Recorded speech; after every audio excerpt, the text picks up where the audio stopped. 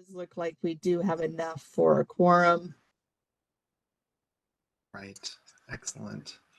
I'm just looking here really quick. Sorry, we got BBK. 1, 2, 3, 4, 5, 6, 8, 9. We're at 10. Yeah, we're totally out of quorum. So, Garrett, you can go ahead and start. Everything will run smoothly except for public comment, but everything else we've got under control at this particular time. Excellent, excellent. Well, welcome. Thank you everyone for being here. It's 11:01, so we're really right on schedule.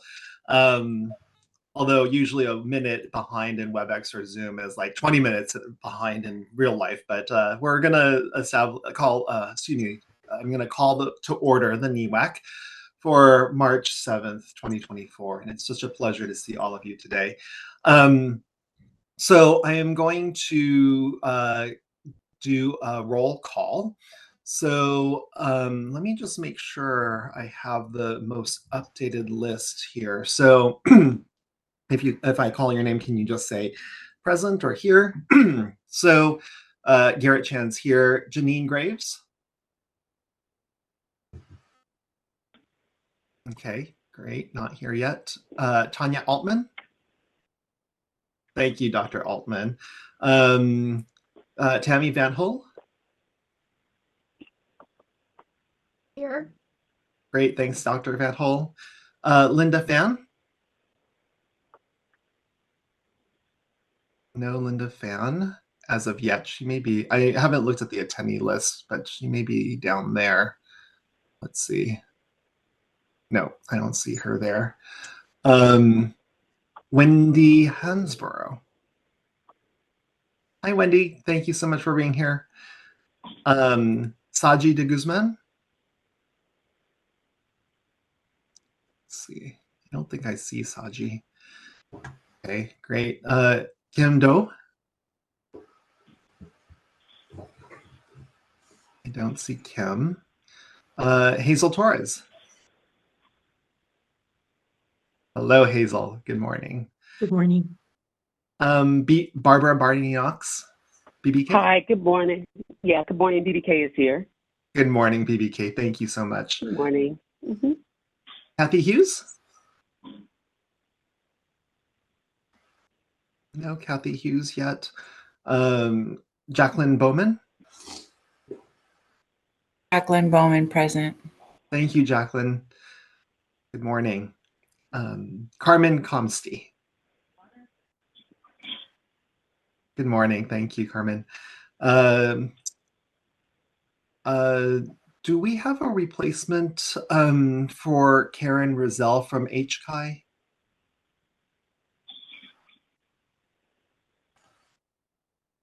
We do not have a replacement. Yeah. I'm sorry, can you... Holly. Yeah, we do not have a replacement at this time. We're still working with them to have them designate one. Excellent. Thank you so much. Joanne Spetz. I am here. Good morning. Good morning, Dr. Spetz. And then Sandra Miller. Here. Good morning, Sandra. Thank you. Good morning. I think I called on everyone. So excellent. So we have a quorum. All right. So the next item on the agenda is general instructions for format of a teleconference meeting. Usually one that board moderator does. I've reached out for his speech, but of course that has not come to fruition yet. Can you advance the slide, Jen? It doesn't have the... Oh, it doesn't have it. It usually has it. It usually has all of the instructions right there. Yeah, I know. Let me see if it's dying right now. I know. And you know what? We hear it so often. I think it's in the agenda. I think there were detailed instructions in the full, not the agenda, but like the meeting materials. Yeah. There was a document that had all there.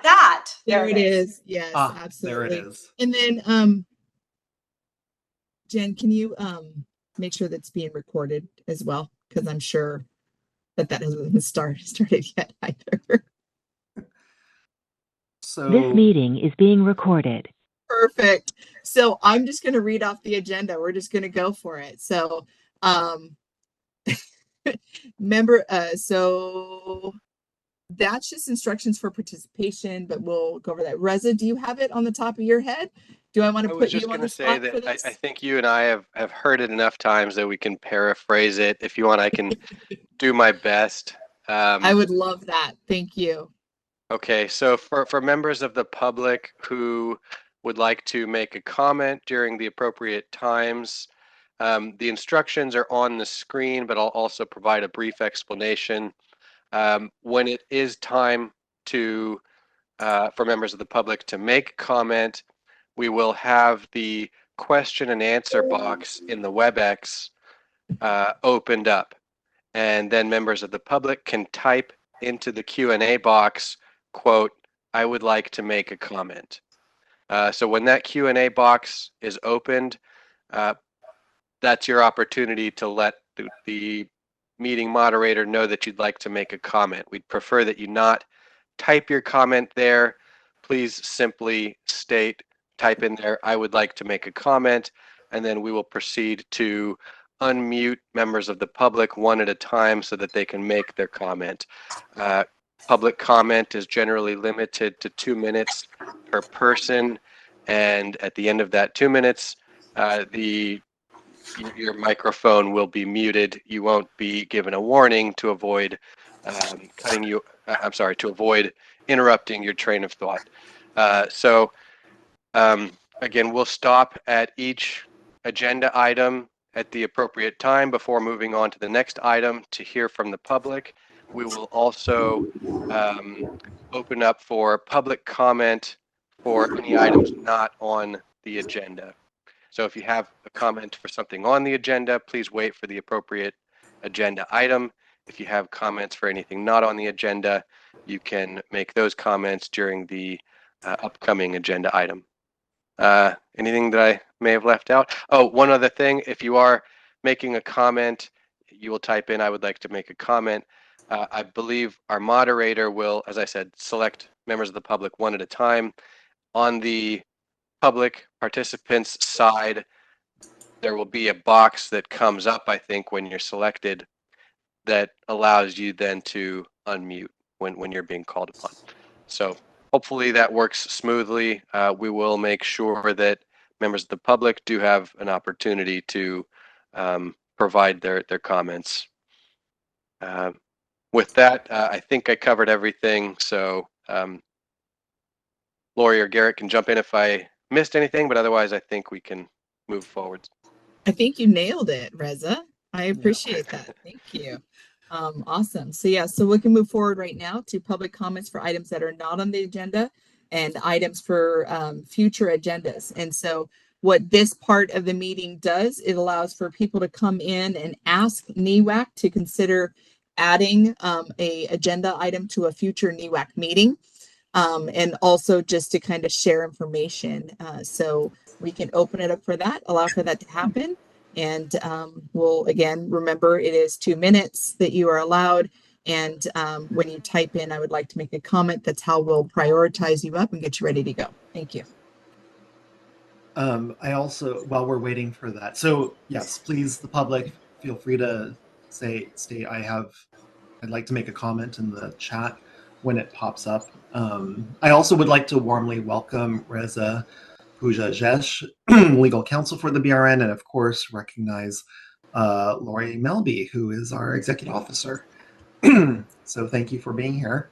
And then I would also add to what Lori said that we're not allowed to discuss, NEWAC members are not allowed to discuss any public comments for items not on the agenda, but we will definitely take it in consideration for the next meeting.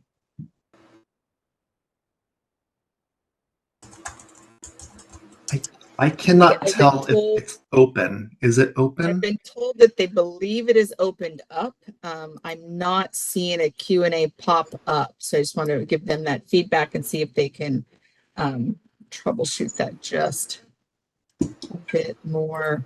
Usually there's a Q&A box that pops up for panelists to see. And it's not popping up on my end. There it is. Nope, it's not.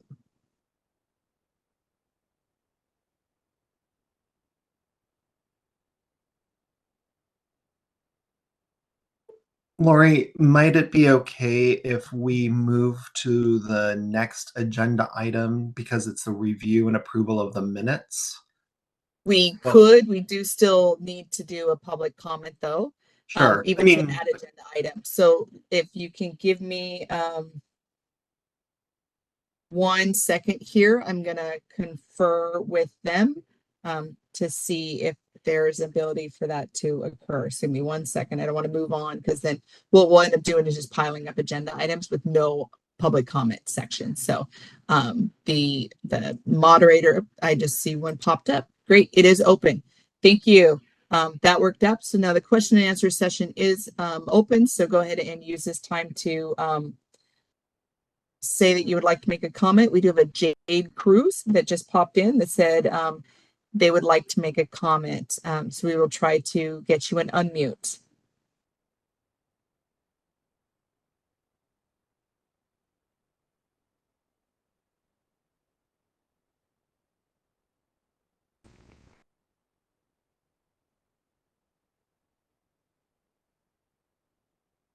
They're working to get it unmuted.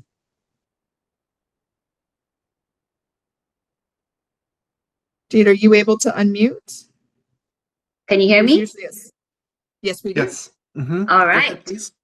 All right. Perfect. Good morning. My name is Jade Cruz. I'm one of the Nursing Professional Development Specialists at the Center for Nursing Excellence at UCLA Health Los Angeles, where I coordinate student placement and learning opportunities. I'm also the mentor for the Unity and Diversity Professional Governance Council, or DEI, for the Department of Nursing. I value the importance of educating our staff regarding DEI to care for our diverse patients and address health disparities related to race, culture, and socioeconomic status. Providing culturally competent care is one of the most impactful strategies employed when interacting with patients.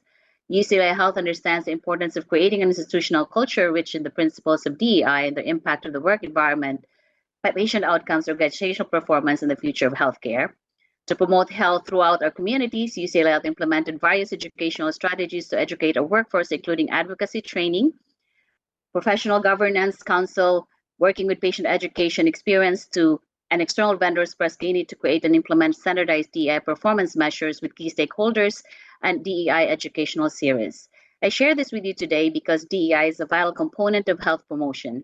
As nurses in California, we serve a diverse population of patients who deserve equal care, regardless of their socioeconomic background, race, or cultural differences, to improve health promotion. We need our workforce to be well-versed in DEI to deliver culturally competent and equitable care. As someone who supports future generations of nurses through clinical placement at UCLA Health, I recommend that DEI concepts be integrated into the curriculum for all nursing students to maximize learning opportunities and prepare them for transition to practice. This will empower our workforce and profession to create an impact on the future of healthcare in the state. Thank you for your time. Thank you, Jade. Thank you. And then just for the committee members as well, just as information, 16 CCR 1426 covers the curriculum requirements for graduation.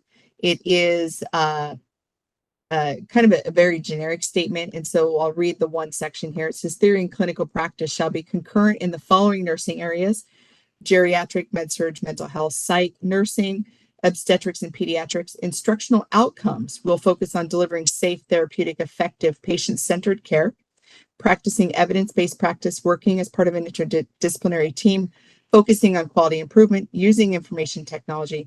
Instruction content shall include, but is not limited to, the following: critical thinking, personal hygiene, patient protection and safety, pain management, human sexuality, client abuse, cultural diversity, nutrition, including therapeutic aspects, pharmacology, patient advocacy, legal and social ethical aspects of nursing, and nursing leadership and management. It's very important to note that our nursing programs will not be impeded by the BRN if they choose to offer that content, and it is already supported in law with that. Additionally, we do have the requirements for implicit bias training to be part of the graduation requirements here in California, as well as licensing renewal. Thank you. And I'm going to say this, but Reza, I think I need you to cut me off if you feel like I'm violating anything. But we are going to be speaking later on today in agenda item number 5. There's going to be a subcommittee on cultural competency, diversity, and pathways to nursing.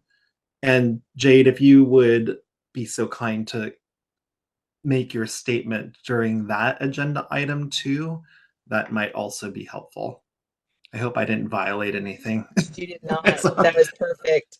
That's all part of the Okay. discussion right here that happens with the committee to consider whether or not that needs to be part of a additional agenda item. Okay. So we're not discussing back and forth the actual implications of that. So Right. you're covered. Okay. Didn't want to break any laws. So, all right. Any other public comments? There is no other public comments online that I'm seeing. But I do want to let you guys know that we do have a public person that is in Sacramento. Sacramento, do we have a public comment for this items for not on the agenda? I have a public comment. Thank you. And then I have been told that our fearless board moderator has returned and it is ours to manage the meeting going forward. We struggled for the first 15 minutes, Mark. Nah, I was watching. You guys did just fine. No worries. Thank you. Sorry about that. All good. Thanks, Mark. Glad that you're with us, though. Welcome. Thank you. All right. Excellent. So the next agenda item is 4.0, review and vote on whether to approve the previous meeting's minutes from September 28th, 2023. So I'd like to open it up for discussion by the committee members.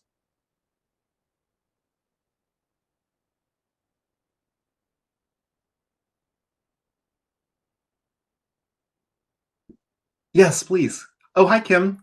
Hi, good morning. Good morning. One edit to the minutes from September. It was noted that I was absent from that meeting, but I believe I was just tardy. There's some recorded comment for me further in the minutes, if that could be corrected. Excellent. Thank you for that note. We'll make the change.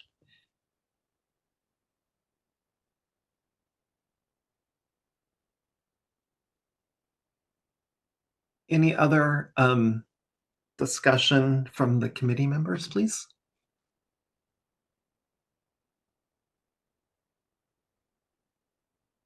Okay. Hearing and seeing none. So oh yeah, I'm sorry. Did somebody have their hand? I'm sorry. This is minor, rather embarrassing bringing it up, but I was absent in September. However, if I could get my credentials to reflect my DNPRN, please. Thank you. Sure, absolutely. Thank you. Congratulations, Dr. Torres. I apologize for that.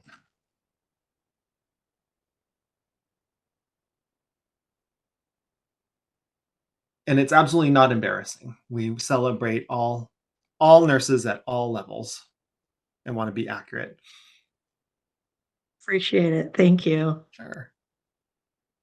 So the next things kind of just outline the next steps just to remind us and brush the cobwebs out. We'll do a motion, we'll get a second, we'll open up for public comment, then there will be discussion after that, and then there will be a vote.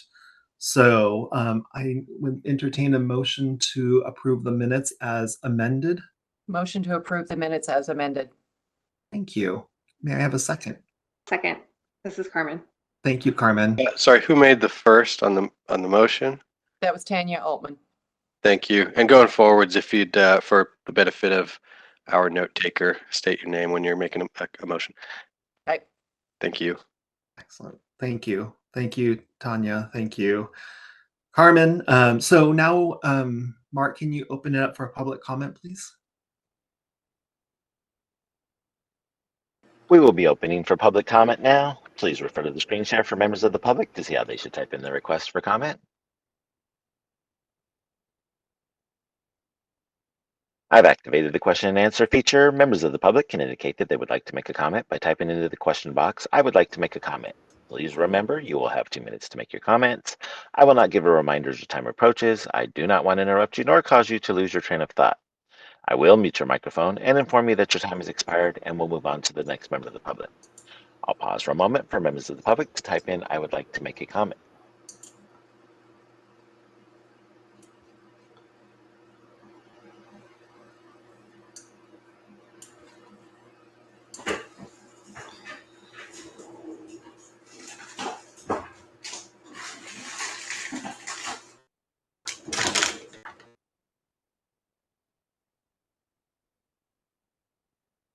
Committee Chair Chan, there are no public requests for comments on the WebEx. Do we have any public requests for comments in the meeting room?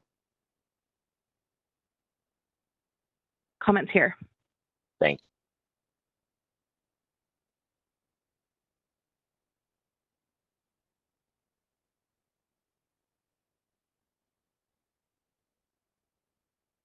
Question from the committee?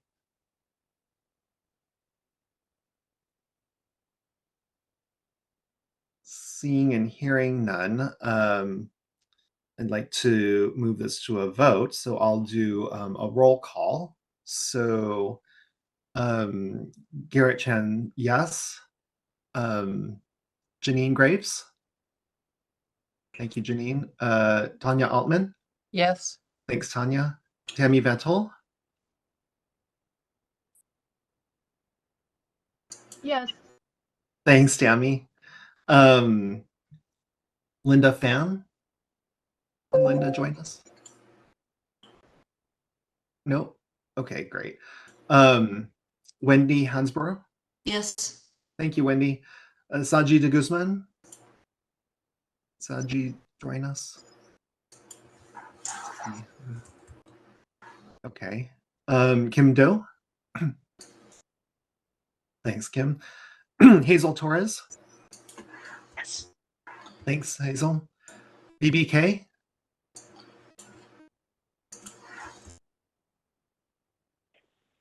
Thank you, BBK. Kathy Hughes. Did Kathy join us? No. Okay. Jacqueline Bowman. Yes. Thank you, Dr. Bowman. Carmen Comsty. Thank you, Carmen. Nobody from HCI. Joanne Spetz. Yes. Thank you, Dr. Spetz. And Sandra Miller.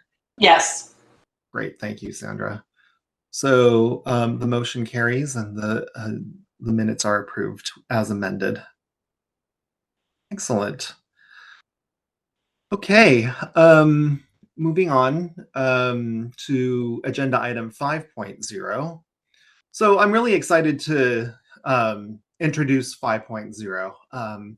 One of the things that we have done over the past years on NEWAC is really we were in the storming and forming phase. And so now we're actually moving from forming into kind of norming, doing the work of the committee, the advisory council.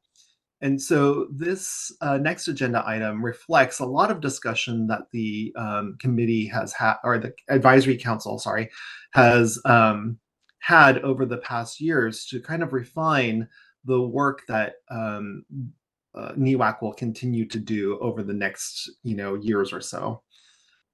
We were able to, through many discussions, not only with the advisory committee council members, but also in a public listening meeting that we had, come up with the following subcommittees. And so in our last meeting, we decided to, just because of the interest of time, ask the various committee members to rank order their interests in serving on a subcommittee. Now, just as a reminder for the public, what can happen according to state law is that no more than 2 people of NEWAC can serve on a single subcommittee.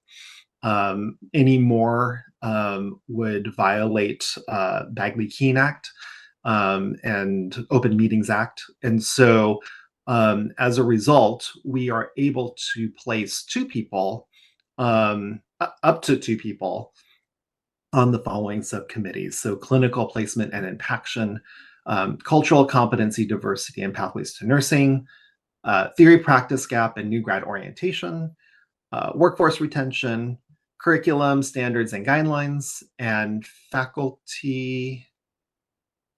Is there another word? Or is it just faculty? I guess it is just faculty.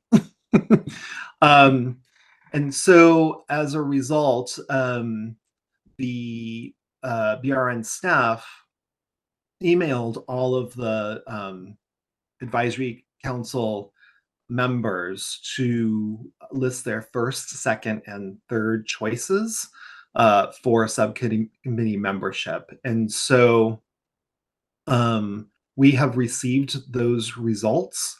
And if you are looking at the meeting packet, it shows up in the additional meeting materials on page 19, the table of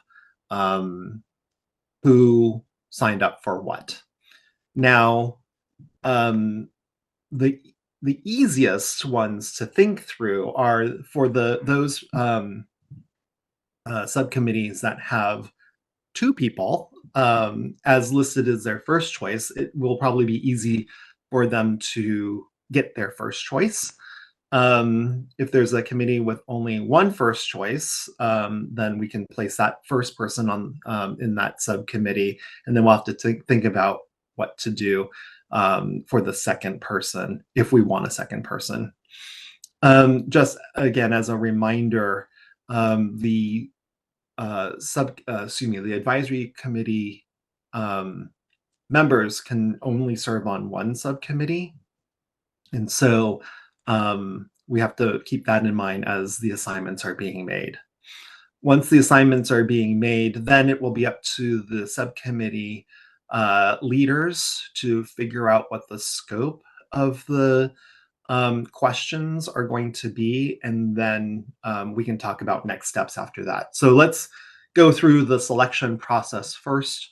Of note, Sandra and I are already on a subcommittee. We were on the SIN Standards subcommittee, which will report out in the next agenda item. So we are not placing our names in this round. And we will be eligible to engage at a later time once the work of the subcommittee is done.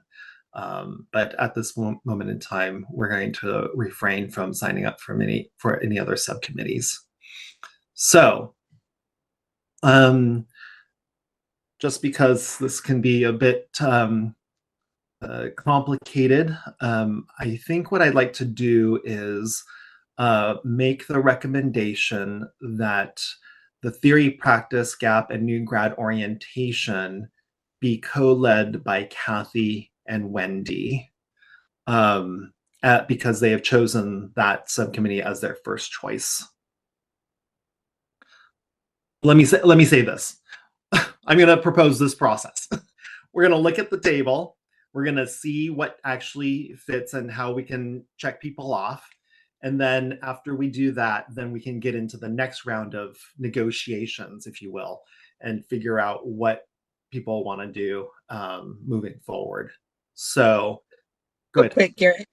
Yeah. Workforce that subcommittee was already formed.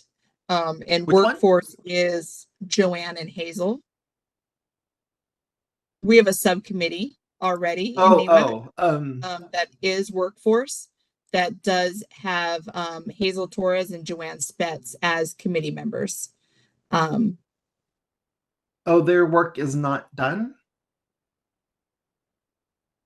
I mean, the workforce survey. Right. Yeah, if I may say that work is ongoing in that every year we revise the annual school survey, and then every 2 years we revise the biennial survey questionnaires. Oh, I see. And at times there are other specific projects that the board asks us to add to our contract. So I would make a recommendation that this workforce retention includes the work of workforce survey, and that we combine that so that would be a one and kind of done process, if that's okay. Do we have any objections to that?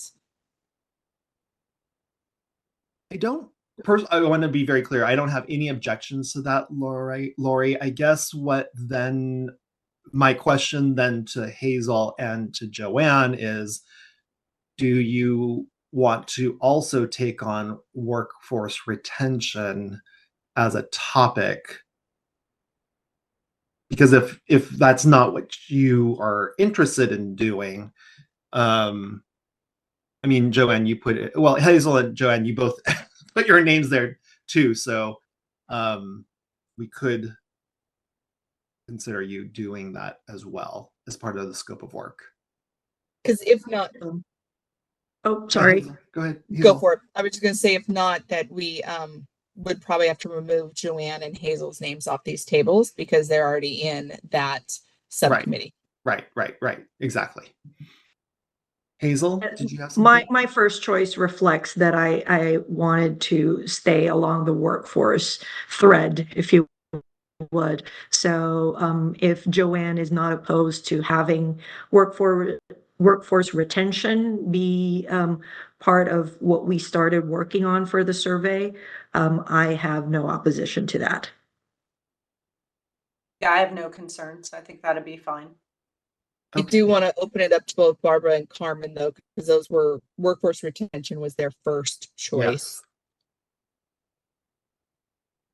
Carmen, I just wanted to, I was just trying to count through, just to be clear about how many subcommittees we can actually have. And then, I think, as one of the representatives of a labor union, obviously workforce retention was my first choice, but if it's being combined with the survey, then I think it makes sense for Joanne to and Hazel to continue that work.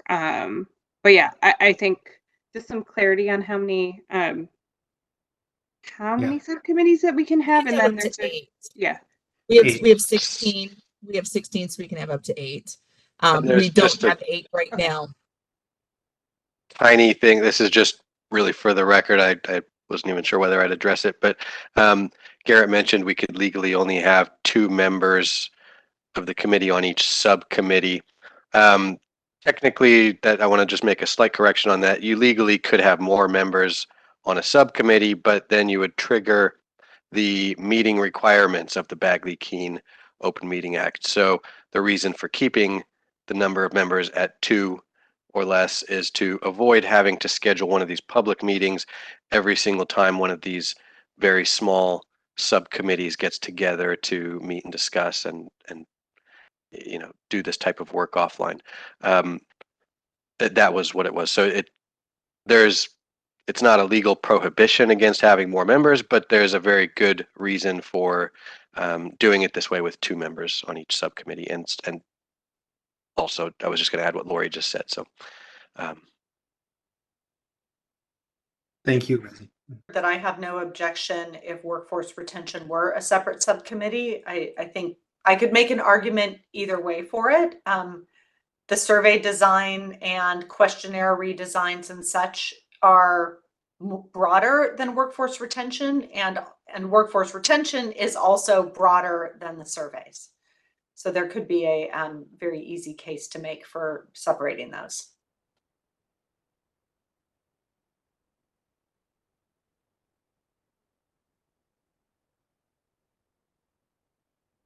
Okay. This is Tanya, and I agree there's a question about the numbers. If I look at how many people responded, we've got 10 people responded, but 6 committees. So responded. So this was just a launching point because we've had this as part of our agenda item for the last couple meetings, and we haven't been able to get through creation and assignment of subcommittees for them to start to work. So we may not be able to fill each committee. I think we could, honestly. There are 16 members of NEWAC, and there is no more than 8 subcommittees. So there is a possibility to put 2 people on every subcommittee today. That is our hope. And if at the end of this, there are a few people that do not have an assignment and they believe that there's a topic that hasn't been addressed, they can ask to form an additional subcommittee today that addresses that topic. So Lori, for point of clarification, there are 6 subcommittees. Yes. And I thought Right you just here. said there were 8. No, there's 7. There's Can 7 be 8. subcommittees. So Correct. there's If we combine the 2, the workforce survey and the workforce retention, we will have a total of 7. We can So have I'm not total of- seeing, I'm sorry, but I'm not seeing that many Sorry. on this piece of paper. Yeah, no, That's you're correct. absolutely right, because the simulation standard subcommittee already existed before, and so it didn't show up on this because it was not an option to choose from. I'm sorry, does that make sense? Yes, it does. Thank you. Thank you for that explanation. That makes sense. Okay, thanks, Wendy. Sorry about that confusion. And that, so we actually have so what Lori was bringing up earlier was that we have two already existing subcommittees, the survey subcommittee and then the sim standards. And so because those were already filled, we just didn't put it on the table. So if you guys stay with the two that are already formed and form these additional 6, you will be at capacity.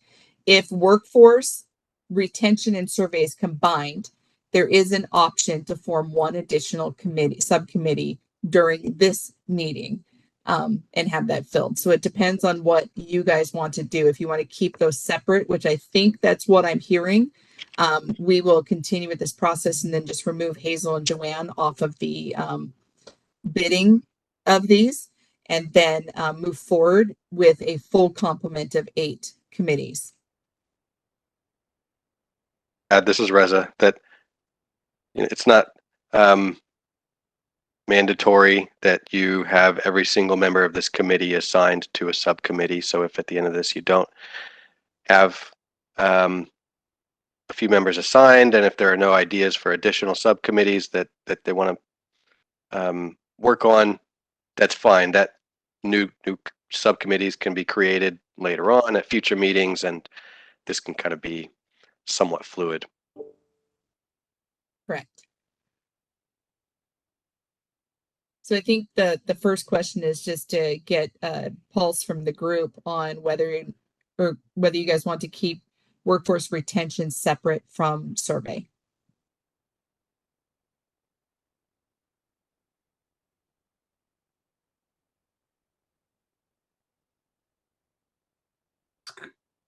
Joanne and Hazel, keep it separate? Do you want to keep it separate? I'd like to ask another clarifying question Sure. before I could answer. So, as like I mentioned, my first choice to be part of a subcommittee was workforce retention anyway. So my question is, if we keep them separate, that means I cannot sign up for any other subcommittees, correct? That is Right. correct. You could at this point ask to not be part of survey any longer and see if that's something that the committee would agree. Would be possible, and this would, just something to consider, given the cycles of surveys being somewhat sporadic, would be to kind of disband the survey committee as a separate subcommittee.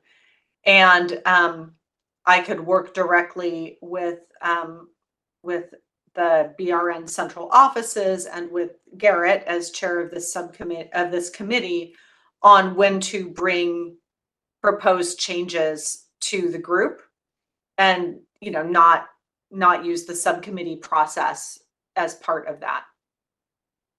Just for clarification, if you're working with if you're working with Garrett, No, as the chair, just to bring it No, forward. as the chair, to just committee. okay. Garrett, I would like this to be on the agenda. Can you make room? Yeah. I'd be working Perfect. with you, Loretta. Yeah. Yeah, thank you. I just needed to clarify that just so that people Yes. did not think that you would be working with Garrett, because that would then form that subcommittee. So Totally understood. Totally understood. But I think like last year, there were suggestions made by a variety of different stakeholders that Hazel and I had looked at together, and and then brought to you what we brought to you. But really the BRN did the direct querying to this committee about topics that they wanted us to look at. And I think we could do that kind of a process without a subcommittee, which would then open up the workforce retention topic, and take care of this whole problem. Right. Well, we just need that's this just needs to go to a vote in front of the committee, is if everybody's okay with absolving the workforce survey subcommittee. Okay, so there's a motion to sunset the workforce survey subcommittee.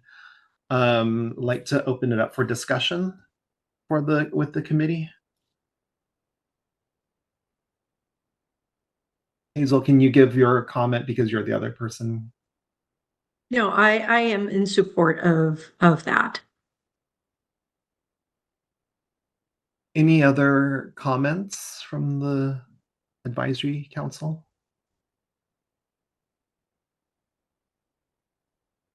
I think it makes sense to sunset and this is Carmen, to sunset the workforce survey subcommittee, because they'll give us a little bit more flexibility with placing folks in the other subcommittees. Great. Thank you, Carmen.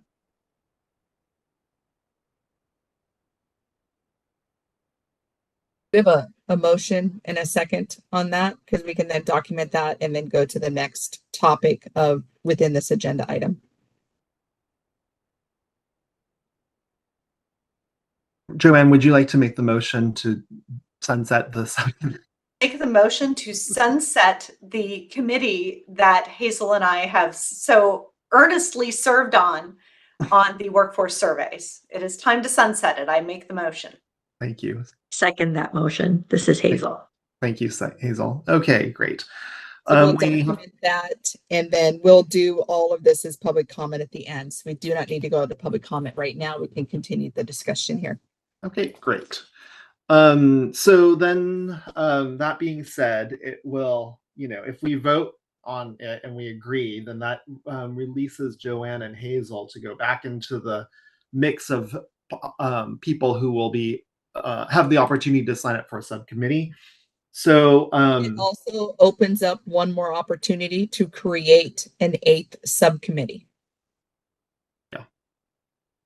I'd like to hold that. That's a great observation, Lori. I think I'd like to hold off and fill the ones that we have right now, and then we can revisit that at the end of this discussion. So I'm just going to put this out there because it's kind of hard to figure out where the spaghetti actually starts. So with that being said, I'd like to propose that the theory, practice gap, and new grad orientation be or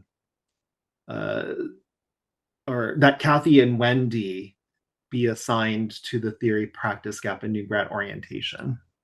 Are you making a motion for that, or just? Oh, so we're going to make a motion for each one of them? Yes, please. Okay. So I move that Kathy and Wendy are part of the theory, practice gap, and new grad orientation. I need a second. Committee? You can. Subcommittee. Then I second. This is Wendy. Thanks, Wendy. Okay. So we're going to do public comment all at the end?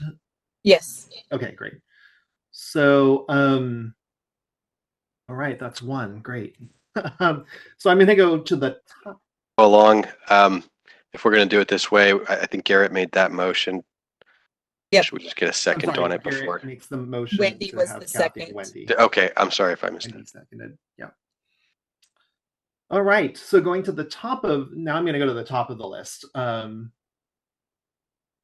Clinical placement and impaction. So we have Joanne as listing it as her first choice.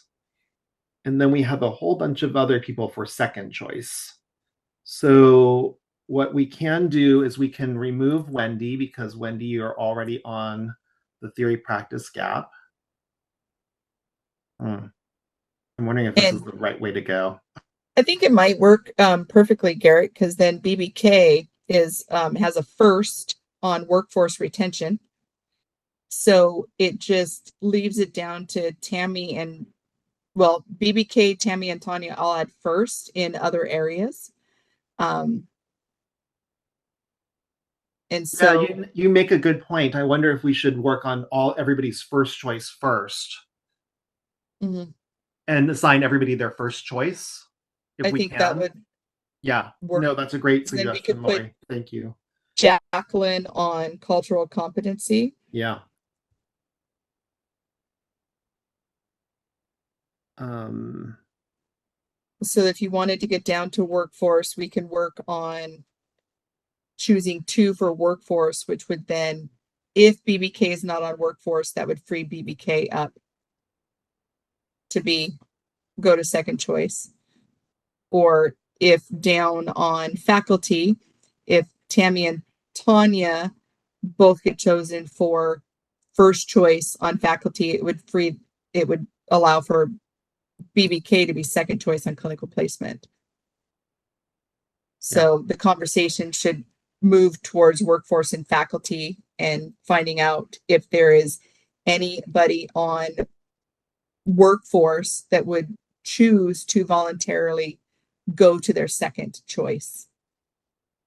among Hazel, Barbara, and Carmen, BBK and Carmen. Okay, so let's engage in that conversation. So, Hazel, like we heard that you are very interested in this. This is your first choice. So, Barbara and Carmen, yeah, I'm sorry. This is BDK. I'm happy to go to my second choice. I'm okay with any of the committees, so just put me where you need me. Awesome. Well, thanks. I think BBK. that's You're perfect. amazing. So then Okay. she can go to clinical placement then as her second choice, and Hazel and Barbara can get workforce. Hazel and Carmen. That's what I meant. I'm so sorry. It's okay. Okay, no worries. Thank you, BBK. Wow, this is gonna maybe be easier than I thought. Okay, so for faculty,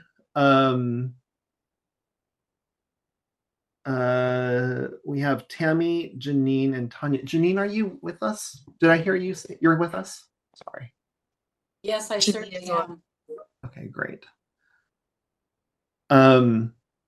So just for clarity here, Tammy and Tanya, their Right. second choice was the same as BBK. So if BBK takes that one,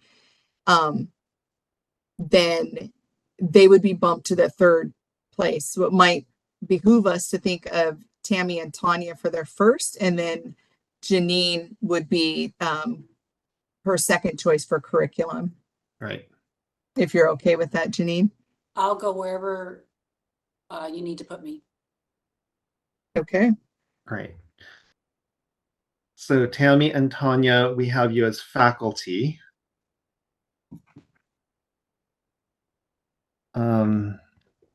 Great. So then what we have is We need a second person on cultural competency. And that would we can't because Carmen and Kathy are both taken. Yep. And that's okay. Yeah. Yeah, so we have one opening on cultural competency. It looks like theory has been filled with Kathy and Wendy. Workforce has been filled with Hazel and Carmen. So we are still having 2 vacancies on curriculum, but it looks like Janine is stepping in for that one. So we have 1 opening on curriculum. And faculty has been done. So we're looking for 1 opening on curriculum and 1 opening on cultural. And the people that are not placed right now are Linda, Saji, Kim, and Karen, or Karen's replacement. Karen, sorry. Yeah, Karen. Yeah. So is our Saji? Saji's not here today. Okay, is Kim on? Kim is here. Yeah, Kim is here. And then we don't have Karen's replacement. Is Linda here? No, I'm not seeing her. So if Kim, if you've got a choice, are you interested in cultural competency or curriculum standards, or interested in potentially a subcommittee that hasn't been mentioned, or not joining a subcommittee at this point? Thank you, Loretta. I'm at this point not joining a subcommittee. Not joining. Okay. And so we can wait on Linda, Saji, and Karin's replacement for assignments of subcommittees. And so if you would want to read off what you have, Garrett, Sure. we can make a motion to accept in a second and then go out to public comment. Excellent. Well, thank you, everyone, first of all. So I make a motion, this is Garrett, making a motion that clinical placement and impaction be staffed with Joanne and BBK. Cultural competency, diversity, and pathways to nursing is Jacqueline for now. Theory, practice gap, and new grad orientation is Kathy and Wendy. Workforce retention is Hazel and Carmen. Curriculum standards and guidelines is Janine only for now. Faculty is Tammy and Tanya.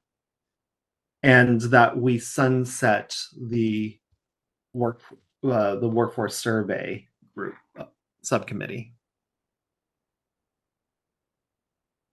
May I have a second? This is Tanya. Got a lot of seconds. I heard Tanya first, so thank you, Tanya. We had earlier gotten a motion from you, Garrett. I assume you're just withdrawing that and replacing it with this. Yes, I'm sorry. Yes, thank you. May I withdraw that other motion? Yep, just to be clear for the record. Okay. Yes, I'm withdrawing that other motion. I'm going to put it all in together. Technically, there was also the motion from, I think, Joanne and Hazel to sunset the workforce survey subcommittee. So I put that in my motion just now. Okay, so Joanne and Hazel, I would just ask that you withdraw your motion as well, and we can do it all in one with Garrett's motion, since the motion would be redundant or not necessary given Dr. Chan's motion. Excellent. Thank you. Draw mine as well. Excellent. Thank you. Okay. We have a second for Garrett's motion that he just made. Tanya. Tanya. Okay. Coleman. Thank you very much. Stop interrupting you. No, it's good. All good. We want to be legal. So let's open it up for public comment, please.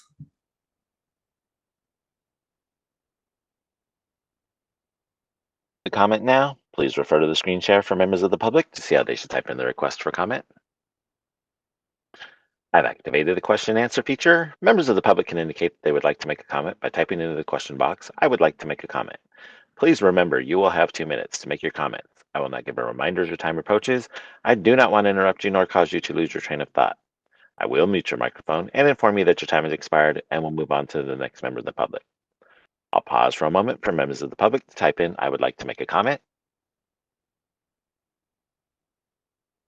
Jennifer would like to make a comment. 1 second, please.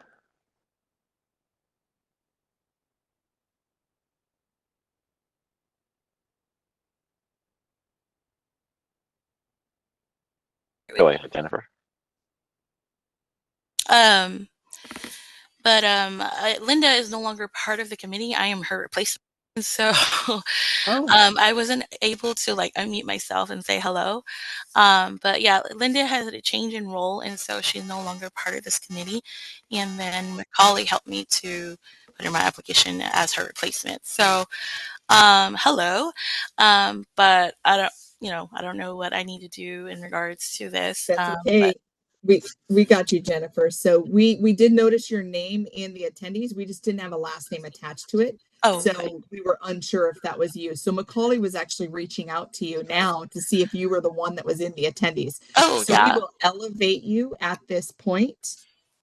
And when we come back from public comment, we can accept the motion that's on the table right now. And then we can, if you are interested and want to join one of the vacant ones, either curriculum or cultural, or abstain, you are able to do that as well. So we will work you in and wrap this up.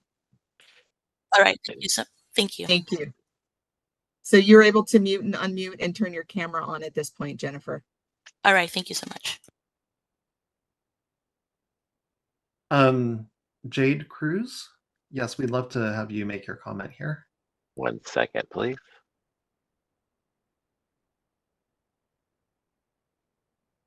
Can you hear me? Yes, Thank thank you. you. Go ahead. All right, I'll make my comment again, and thank you for the second opportunity here.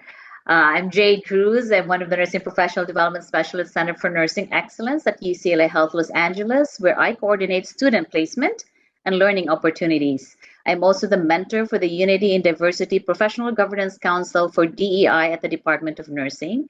I value the importance of educating our staff regarding DEI as we care for our diverse patients and address health disparities related to race, culture, and socioeconomic status.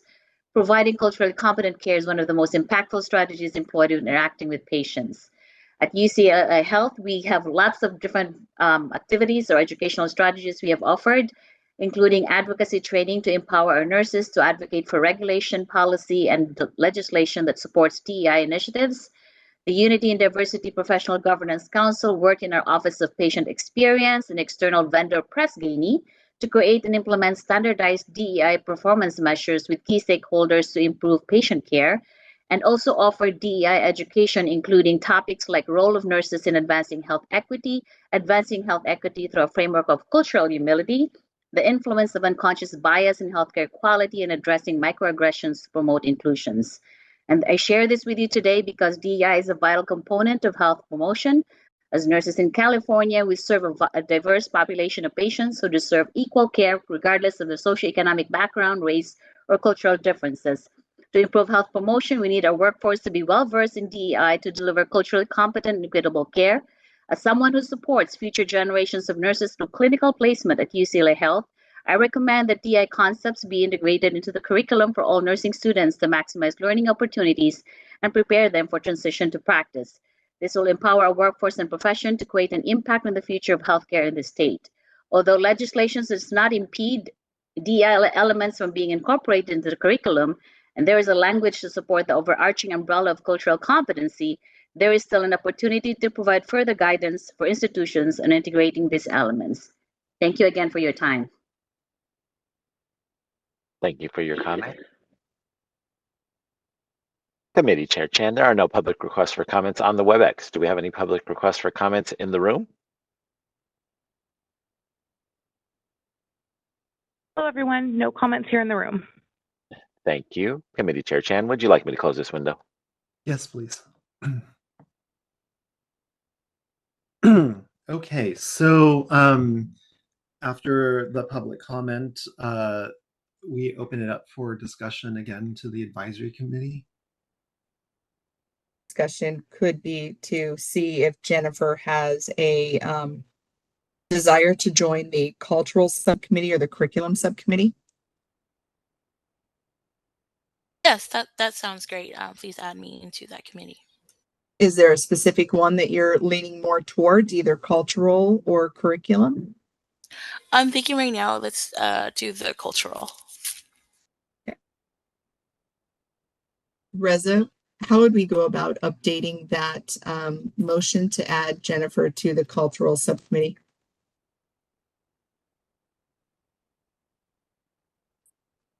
Motion was made by Garrett and seconded by Tanya, so we'll just ask Garrett and Tanya if they would amend their motion accordingly. And that is to add, is it Jennifer to the Cultural Competency, Diversity, and Pathway to Nursing? Yes, please. I would like to amend the motion. And I support the amendment. Great. Excellent. Before we go too much farther, so great. So that's enough, right, Reza? We're okay with that? We do need to do a roll call vote to Right. pass this, and then you can. Yeah, before I do the vote, though, this is discussion period. So Jennifer, I'm just wondering if you could introduce yourself, because I don't know who you. I'd love to know more about you. Absolutely. Let me turn my video on for. I'm going to interrupt really quick, Jennifer, just because this is not actually part of this agenda item. if we can close this motion, that would be great by getting a vote, and then we could take that time to get you to fully introduce. So we can discuss after the vote. Absolutely, yeah. Okay, so I just don't want let's to go. confuse that her introduction has anything to do with assigning her to her choosing to be a part of a subcommittee. Okay, great. So I'm gonna call for the vote then. So Garrett Chan, yes. Janine Graves. Thank you, Janine. Tanya Allman. Yes. Thank you, Dr. Altman. Tammy Ventel. Thank you, Dr. Ventel. Jennifer, your last name? Zhang Mua, yes. Okay, great. Thank you, Jennifer. Wendy Hansborough. It's me, yes. Thank you, Wendy. Sajida Guzman is absent still. Kim Do. Thank you, Kim. Hazel Torres. Thank you, Dr. Torres. BBK. Thanks, BBK. Kathy Hughes. Absent, I think. Jacqueline Bowman. Yes. Thank you, Dr. Bowman. Carmen Comsty. Thank you, Carmen. Nobody from HCI. Joanne Spetz. Yes. Thank you, Dr. Spetz. And Sandra Miller. Yep. Thank you, Sandra. Mm-hmm. So the motion carries. Okay, before we move on, Jennifer, can you just do an introduction and let us know who you are so we know your fabulousness? Thank you. My name is Jennifer Zhang Mua. I am a program manager actually at the Chancellor's Office in the Nursing and Allied Health Division. So I'm very happy to be here to be part of this wonderful committee. But oh my goodness, I didn't prepare anything in actual introduction, so not really sure what it is that I need to share. But I've been with the Chancellor's Office for about a year now, and prior to that, I've been working in higher education in the nursing programs. So I have both experience like working at the college level as well as the Chancellor's Office level. So I'm super excited to be here, and I'm very happy to learn how I can contribute to the committee. So thank you. Thank you so much, Jennifer, for your introduction and welcome. Just for clarity, you're with the Community College Chancellor's Office, correct? That is correct. Okay, great. We have a lot of chancellors in the state. Oh, yes. So I'm sorry. Yeah, Community it's College okay. Chancellor. I just want to make sure we have the right group. So we're really thrilled that you're with us. Thank you so much. Absolutely. Thank you. Excellent. Before we move on to the next, I guess what we should probably do is discuss a bit about, how to proceed forward here. You have all gotten your assignments, and thank you for volunteering for the various subcommittees. As I mentioned in my introduction, the intent is to allow more flexibility for the subcommittees to do the work that you think is necessary. So without having to be, constrained by the Open Meetings Act and the Bagney-Keene Act. And so let me just give you a little bit of background about what Sandra and I did, and then maybe a little bit of Joanne and Hazel, you can talk a little bit about your process. But Sandra and I, for the SIM Standard Subcommittee, we decided on what the scope of the work was going to be. We went out and we spoke with subject matter experts all across California in different settings, different environments, different practices. Throughout California, we synthesized all of the data. We reported out in the September meeting our findings, and one of those was also to draft some recommended language for regulations. And then we submitted that the findings last time, but then the regulations are the next agenda item. So I think it was a very fluid and exciting process. We really the purpose of the subcommittees is to hear from the public so that we can bring the public's voice forward. And I just feel like it's good work that we've done. So Sandra, do you have anything else you wanted to add? No, I think KT really helped us look for some of those subject matter experts as well.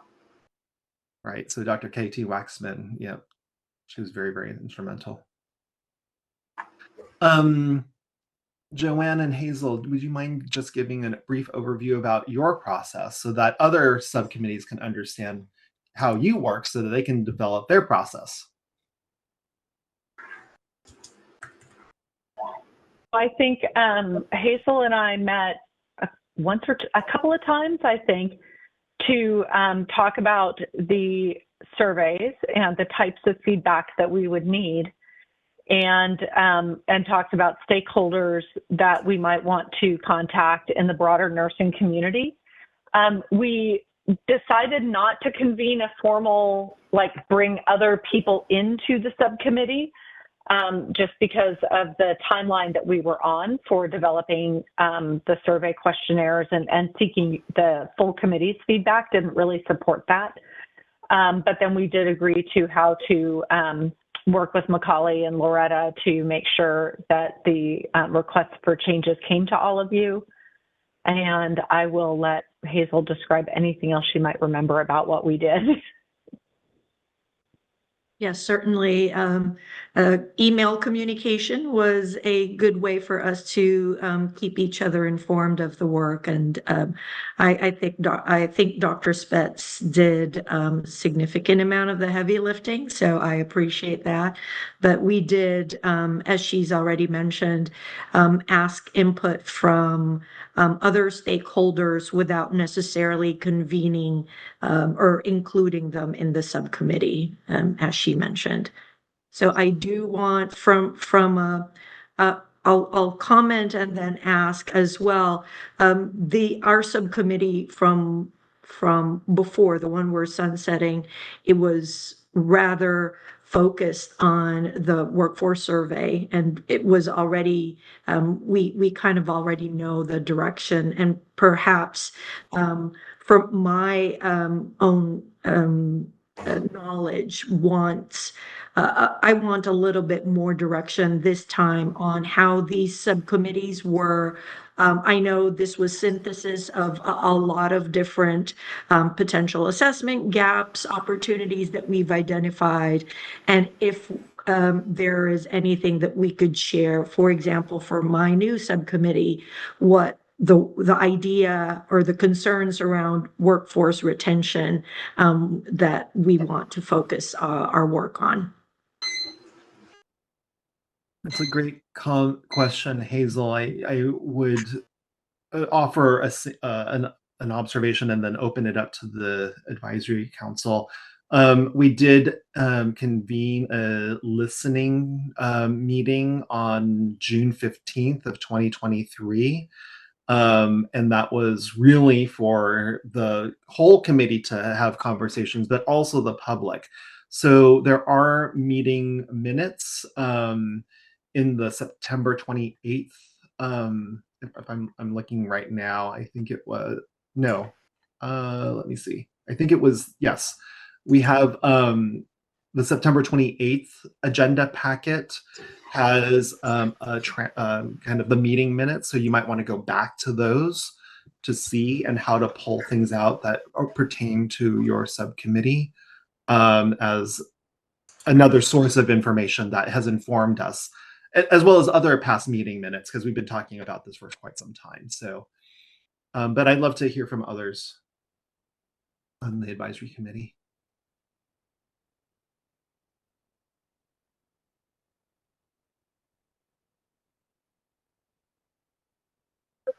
Served on a subcommittee before.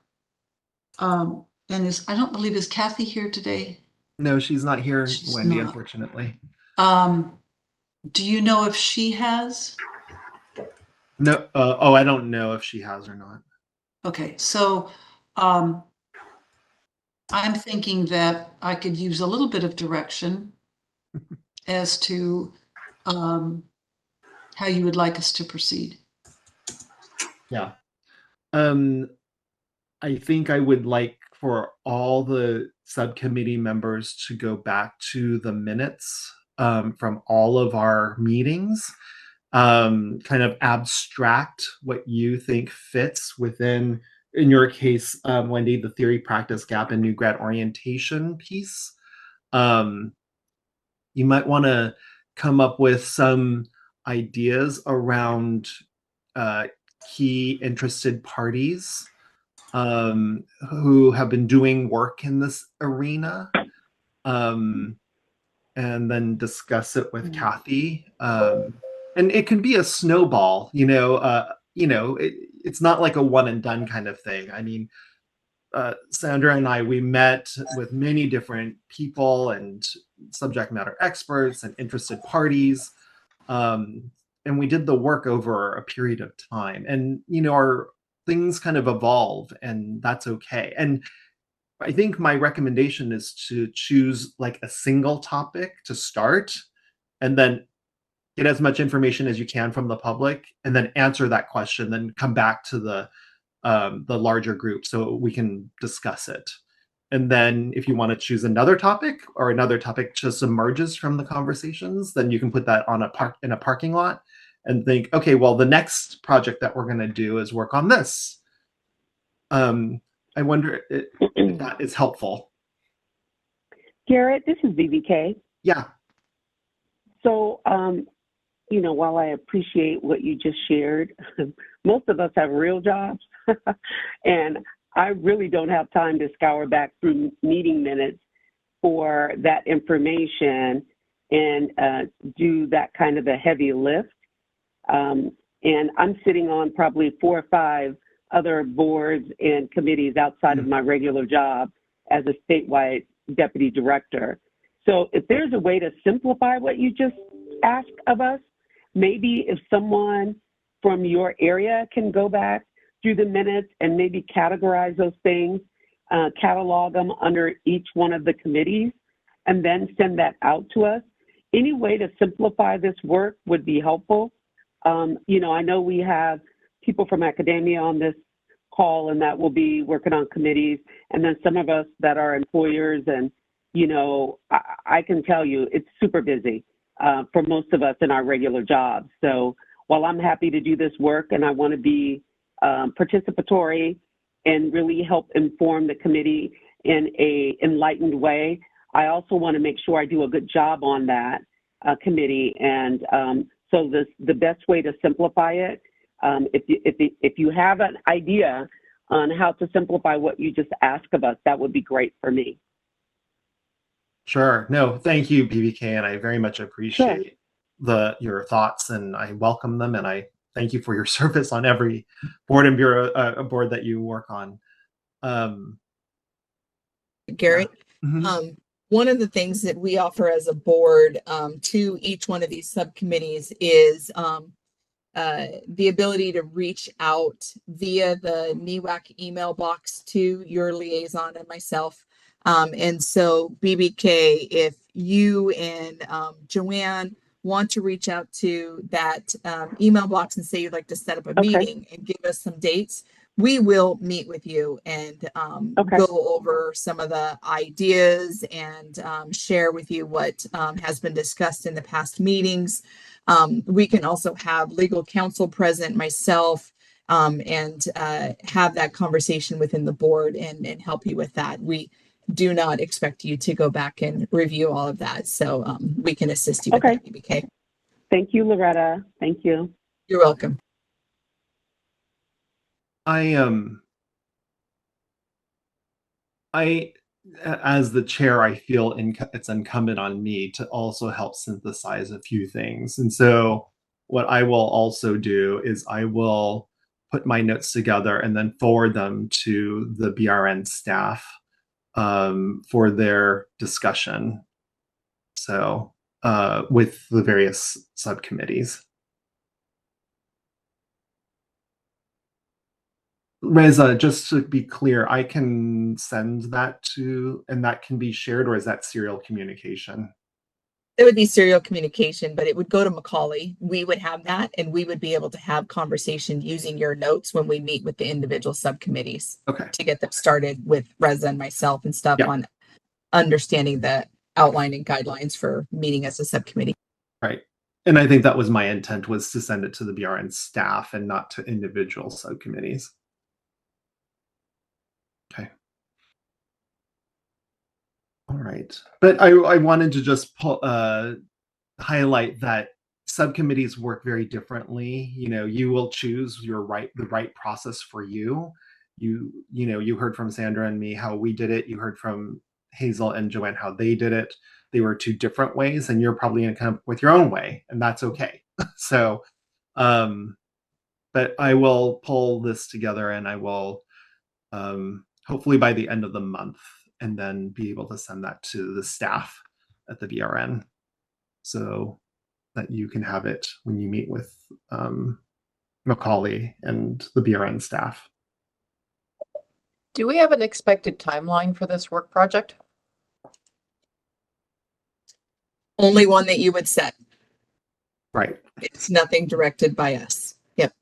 And then as you have questions, if you have any issues, just bring it back to the whole NEWAC and say, you know what, I'm asking for input on this, or we presented this, or we think we should move here. And then you guys would discuss this in advisory committee whole as an agenda item on a future agenda if that needed to be changed or updated, or if the advisory committee at any point had a deadline, they would be able to give you that deadline via an agenda item as well.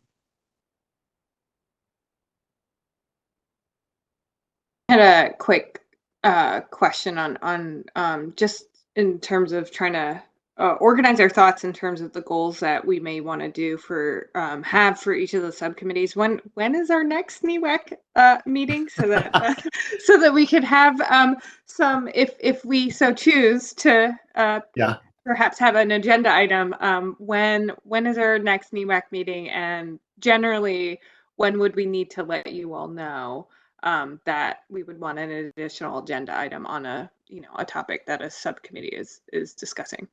You can email the NEWAC inbox at any point. There is no limiting factor on that. And all of our agendas are posted 10 days in advance of the upcoming meeting. It typically takes a few weeks prior to that to get it built. We do meet with the chair and vice chair, and it goes through legal review to get that done. So your next subcommittee is scheduled for September 12th. I would ask that any agenda items be presented to that NEWAC inbox about a month in advance of that. Actually, Lori, so on our standard work, we said T-8 weeks. So it would be 2 months ahead of time to give everybody That's a request. I'm saying a drop dead would be Right. a month. We could not add anything more if it came sooner than a month out. Right. But yes, per Garrett's request, we are trying to get everything done 2 months in advance of the next meeting. Yeah. And that's just to, You guys know, yeah, so legally couldn't move it sooner than that because everything has to go through a legal review, my review. It then goes up to DCA legal to be reviewed, and then it has to get APA and put on our website, and it's a large process. So the reason why we chose, Carmen, we chose T-8 weeks was because Janine and I meet with the BRN staff, to kind of set the agenda, review all the materials, so that by the T-4 weeks, they have all the time that they need to get what they need to get done. So if you can send your request in by T-8 weeks, I can calculate. I don't have my calendar up in front of me. Just give me a second. That would be really helpful. 1, 2, 3, 4, 5, 6, 7, 8. So by July 18th. Great, that's super helpful. Okay, on or around July 18th. So we try to meet then. So just to give the BRN enough time to get what they need done.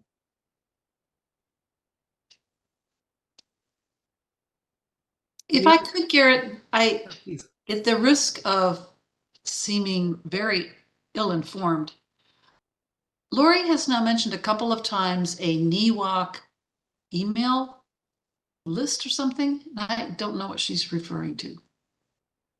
No, it's the NEWAC email address. So it's newac@ca.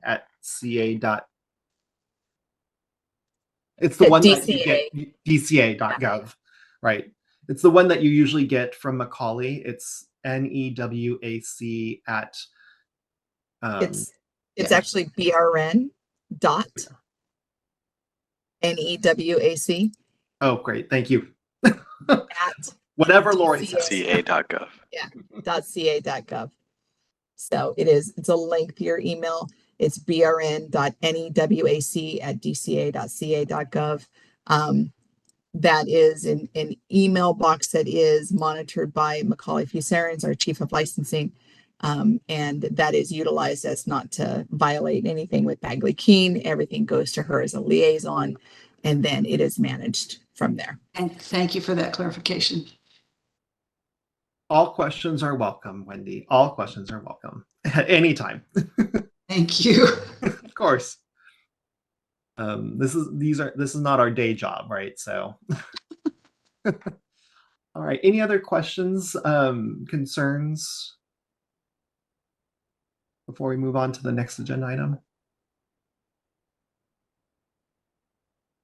The only thing that I want to put out is that there is an option now, if you guys do have a desire to create a additional subcommittee that would make it to 8.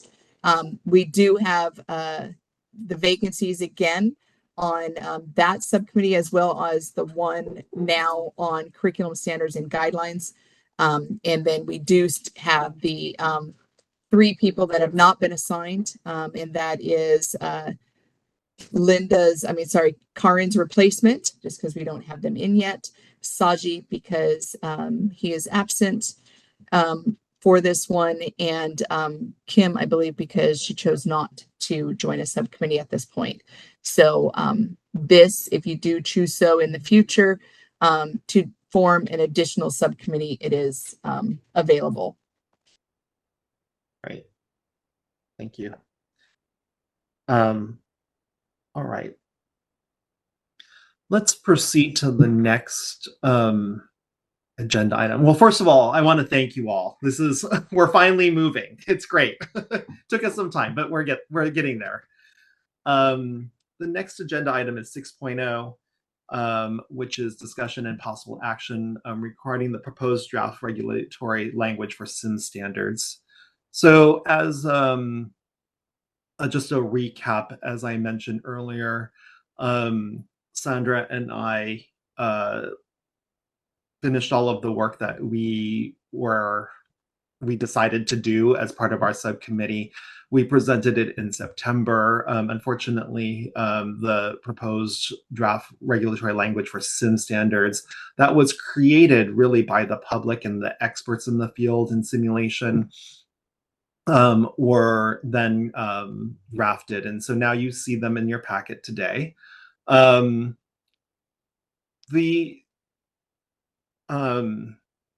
guess what I'll just do is I'll just open it up for discussion.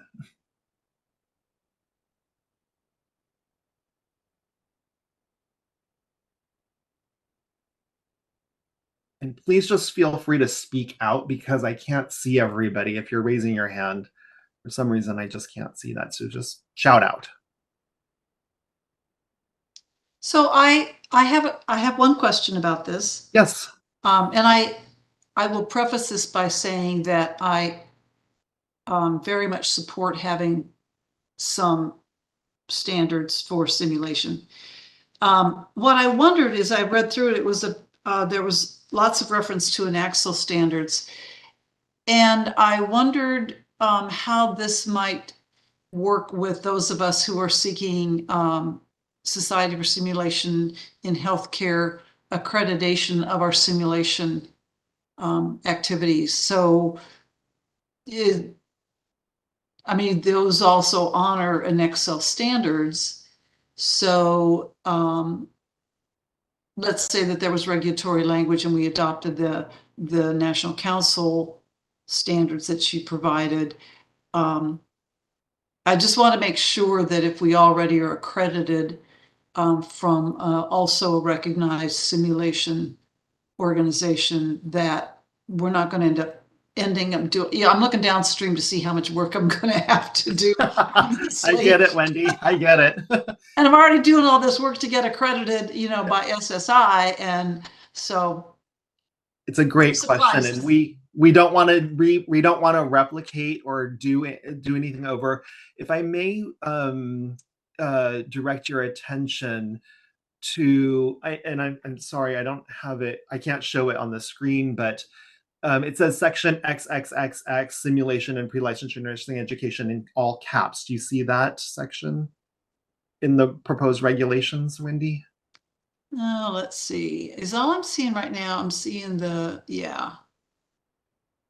proposed. So it says section XXXX simulation and pre-licensure nursing education in caps. Do you see that? No, I'm sorry. It's in the middle. It's page 23. Oh, I'm not. I have your meeting materials. Okay, let me get down to that. Oh, I'm sorry. Thanks, Lori.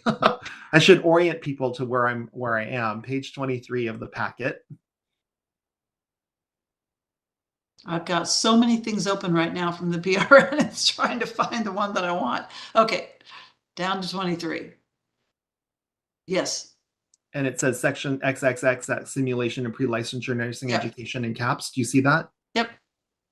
If you go to B1. Yes, I see that. We'll accept SSH accreditation. Okay. Perfect. Yes. Does that answer your question and concern? That relieves me greatly. We heard from the public that if you have SSH or an Axle endorsement, that should, because the standards are so high, that should meet the requirements. And so we feel strongly that you shouldn't need to do anything more. So and then I'll take a moment just to kind of talk about BRN process and what we currently do as part of pre-licensure nursing education. So at this particular moment in our pre-licensure nursing education program and our review process that we do, we have 0 simulation standards set. We are silent on simulation standards. What the board has taken as a position in the past is that their focus has been on direct patient care hours for clinical preparation to become a nurse. And so the standards that we have put out are that you do 18 semester units of clinical practice concurrently with your theory, and that 500 of those hours are done in direct patient care. There is a regulatory calculation that you can find in California Code of Regulations, California Code of Regulations 1426, that talks about how those hours are calculated per a semester unit.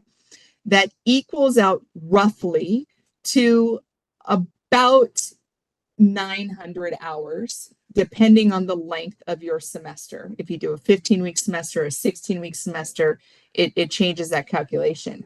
So with the sunset bill that was passed a couple years ago now, that changed, and it requires 500 of those hours to be in direct patient care. That leaves about 400 hours to be done in any manner that an individual school decides is needed to suit their curriculum, as long as those hours meet the clinical objectives that were approved as part of that curriculum. So right now that could be done in simulation, that could be done as observation, that could be done with a standardized patient, that could be done in many different ways that you want to do that as a laboratory part of those clinical hours, because they're called clinical laboratory hours. So that gives you about a 400 to 500 hour kind of ratio there.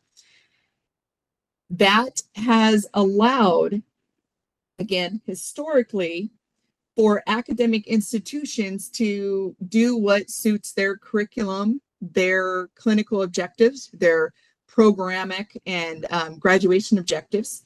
And it also allows them to utilize the resources that they have readily available to them without any BRN oversight, other than ensuring that everything that they do meets the clinical objectives outside of the specific requirement for that 500-hour direct patient care. Additionally, it was added that only 30 hours need to be met in each specific subspecialty. So we know at the board that OB, PEDS, and psych mental health are very difficult specialties to find clinical placement in. And so as long as 30 hours was completed in a direct patient care in those areas, all other hours are able to be completed again in any way that program deems is necessary, and that they have the resources to support for their current student, I was almost saying patient population, but student population, as well as their clinical objectives. And so the board has been silent on any simulation oversight. The only place in the California Code of Regulations that simulation is mentioned, and that is in the definition sections in 1420, again, a regulation, where it states that clinical practice means the planned learning experiences designed for students to apply nursing knowledge and skills to meet course objectives in a variety of board-approved clinical settings. Clinical practice includes learning experiences provided in various healthcare agencies, as well as nursing skills labs, simulation labs, and computer labs. And that is the only time that the board has that mentioned. And so that allows for a lot of personalization, individualization, and it can be resource and needs based at a school, individual school level. An update that did occur during COVID was where a emergency bill was added and passed, and very familiar, I'm sure, was AB 2288. And when that was passed, the section that included discussion on those substitute clinical practice hours that were not in direct patient care, remembering again, the board had only opined on direct patient care in the past, said that the simulation experiences are based on best practices published by the International Nursing Association for Clinical Simulation and Learning, the National Councils of State Boards of Nursing, the Society for Simulation Healthcare, or equivalent standards approved by the board. And so that was the first time that any kind of guidance around simulation was introduced into our purview that our board had any oversight with.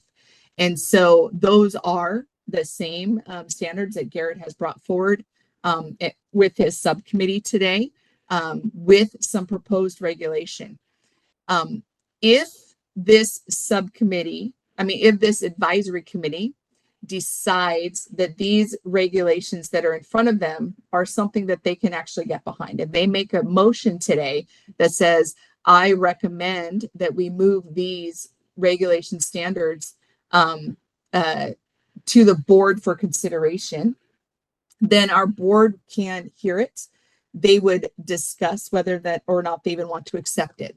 So again, these are recommendations. These are not something that I want people in the public to think that this would automatically go into effect. So this would just be a recommendation of making these regulations to our board. Our board would then decide whether or not this was something that they wanted to pursue. If our board chooses to pursue, it then is a lengthy process to get those into place.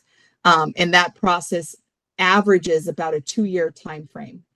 So it does go through the process of us writing the language, creating documents that support that. It then gets reviewed by myself, our legal counsel, Reza Pejhesh, who's on the call, as well as going to DCA's regulatory attorney. It then gets reviewed by the director of DCA. It goes up through agency. It comes back out. It goes back out for public comment again. And then if there are public comments, we have to respond to every single one of those, make any changes as deemed necessary. That could go back out to public comment, or it can go forward at that point to the Office of Administrative Law, where they can choose to accept it or kick it back and say no. So I need to make sure that everybody is fully aware that even though you guys may recommend that this move forward, it may not happen the way that it is initially written out today. But I also wanted to make sure that you guys understood that this was not a part of BRN's oversight historically. So if you guys are writing regulations and recommending regulation, you are increasing the oversight of our board. You are adding a detail that goes into the continuing approval visits and the accreditation aligned visits. And that is an additional item that our nursing education consultants will have to work with the program directors to ensure that compliance is met, and they will be reviewed and brought forward to our board if people are out of compliance with this section when or if it becomes adopted. Thank you. Thanks, Lori, for the review. Just for also clarity, we have been tasked by the legislature that we are expected to study and recommend standards for simulated clinical experiences. So while I appreciate what you're saying, Lori, is that the legislature is directing us to do so. So it's not like standards, not regulation, just so that we're very, very clear. Okay, fair enough. The legislator wants the board to do regulations. They would say that the board is to create regulations, or the board may. So this was to recommend standards. And so that is absolutely something that can be done and has been completed by this subcommittee already. And it has gone forward to the board, and the board did accept those standards of recommendation. So we are in compliance with the law. There's nothing more additional that needs to be done. However, if part of this subcommittee agrees, part of the advisory committee agrees that they would like to do regulations in addition to those recommendations of standards, then absolutely something that can be pursued. Right. And I want to be clear, because I mean, it's been some time since we've spoken last, but Sandra and I heard very clearly from the simulation experts that simulation is not done well, and it has a negative effect on individuals who don't go through simulation according to standards. There is a lot of literature now that has spoken about the post-traumatic stress that learners go through when simulation is not done appropriately. And so it was the recommendation of the public. So Sandra and I we're coming to you based off of the request from the public that, you know, this is significant enough where they think, well, standards are important. There needs to be people held accountable because of the harm that is placed in the public harm that is experienced when simulation is not done appropriately or well according to standards. So I just want to be clear that this is not Sandra or me. This is coming from the public. Garrett, this is Reza. I just had a quick, small question. So in looking at the proposed text of the reg, and also looking at the NCSBN model rules, obviously, you know, most of the language appears to have been kind of brought over, but not one-to-one exactly. So I was just curious where, you know, the process, what the additional content, the changes and things from the NCSBN model rules, were those like carried over from other sources or original language that was drafted? Yeah, great question, Reza. So just for background, there are some there is model regulatory language around simulation that was heavily relied on in the drafting of this. And I'm sorry, for some reason, there's a couple different weird formatting issues, like a sentence stops in the middle of the page and then continues on the next line. I don't know what happened there. And an extra comma. But what we heard from the experts in the field in California was these are the things that they are asking for based on best evidence from the subject matter experts. So it doesn't come over one-to-one because the experts in California felt like this draft was the right language for California. It's heavily relies on the model regulatory language, but there are nuances specific for California.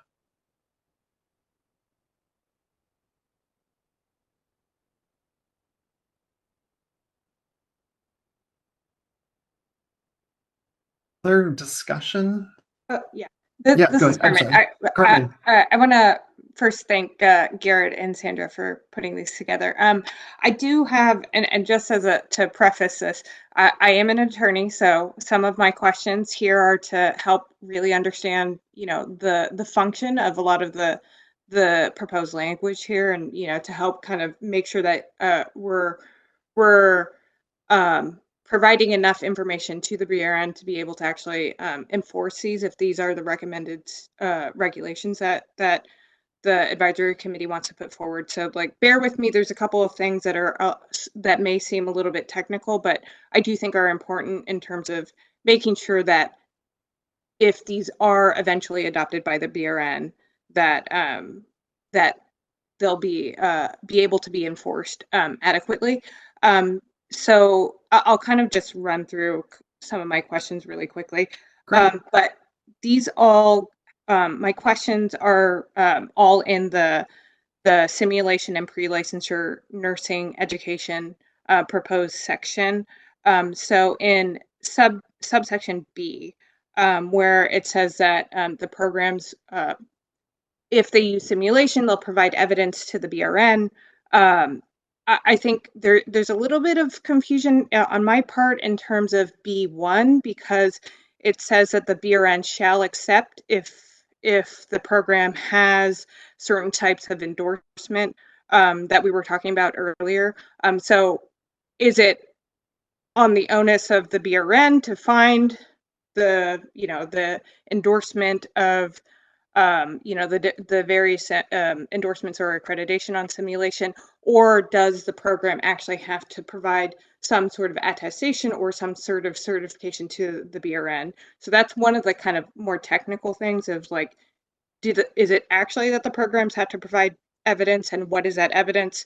Or is it that the BRN just has to figure it out? It's a little confusing there. And then similarly with the lapse of endorsement or accreditation, who is it, the program or the BRN that has the onus of figuring the lapse? So I think there should be something there that requires the program to tell the BRN that their accreditation or endorsement has lapsed.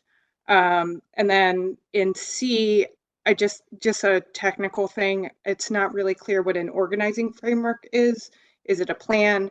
Is it something, obviously I don't run a program, so I don't know if it's a terminology that's very common, but it's a little bit unclear what exactly an organizing framework is.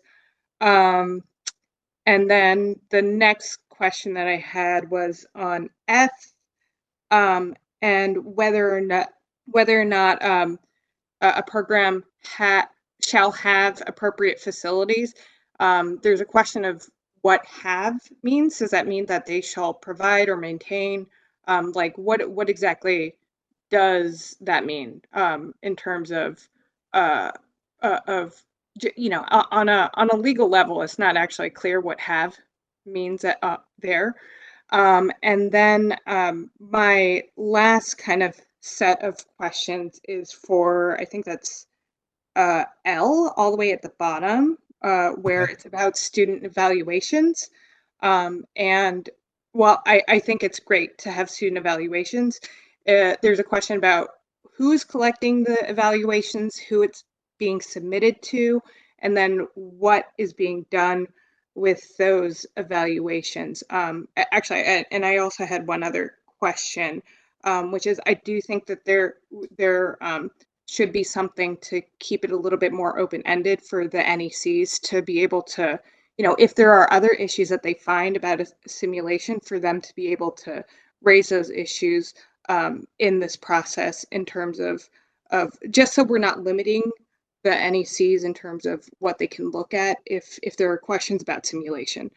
So sorry, that's a lot, but those were my questions. No, those are great questions. Thank you, Carmen, for your legal eye on this. It's very important to get all perspectives. If I may give you some preliminary thoughts, and then I'd like for, if anybody in the public, because I know that there's some public members who are experts who are on the call, to also perhaps provide some clarity, because I want to be very clear, I'm not the expert. I'm relying on the public to focus on that, or to provide that feedback. I will welcome that. For B1, it's a great question. So who provides the evidence? Well, it's, as I understand this, to your point, is where will this fall within the title, within Title 16? If it falls within the regulations around program approval, do you think that that would solve the question of when does it actually happen? Is that when you do the program approval that you have to review this and you have to get this information? So I'll explain that a little bit, Garrett.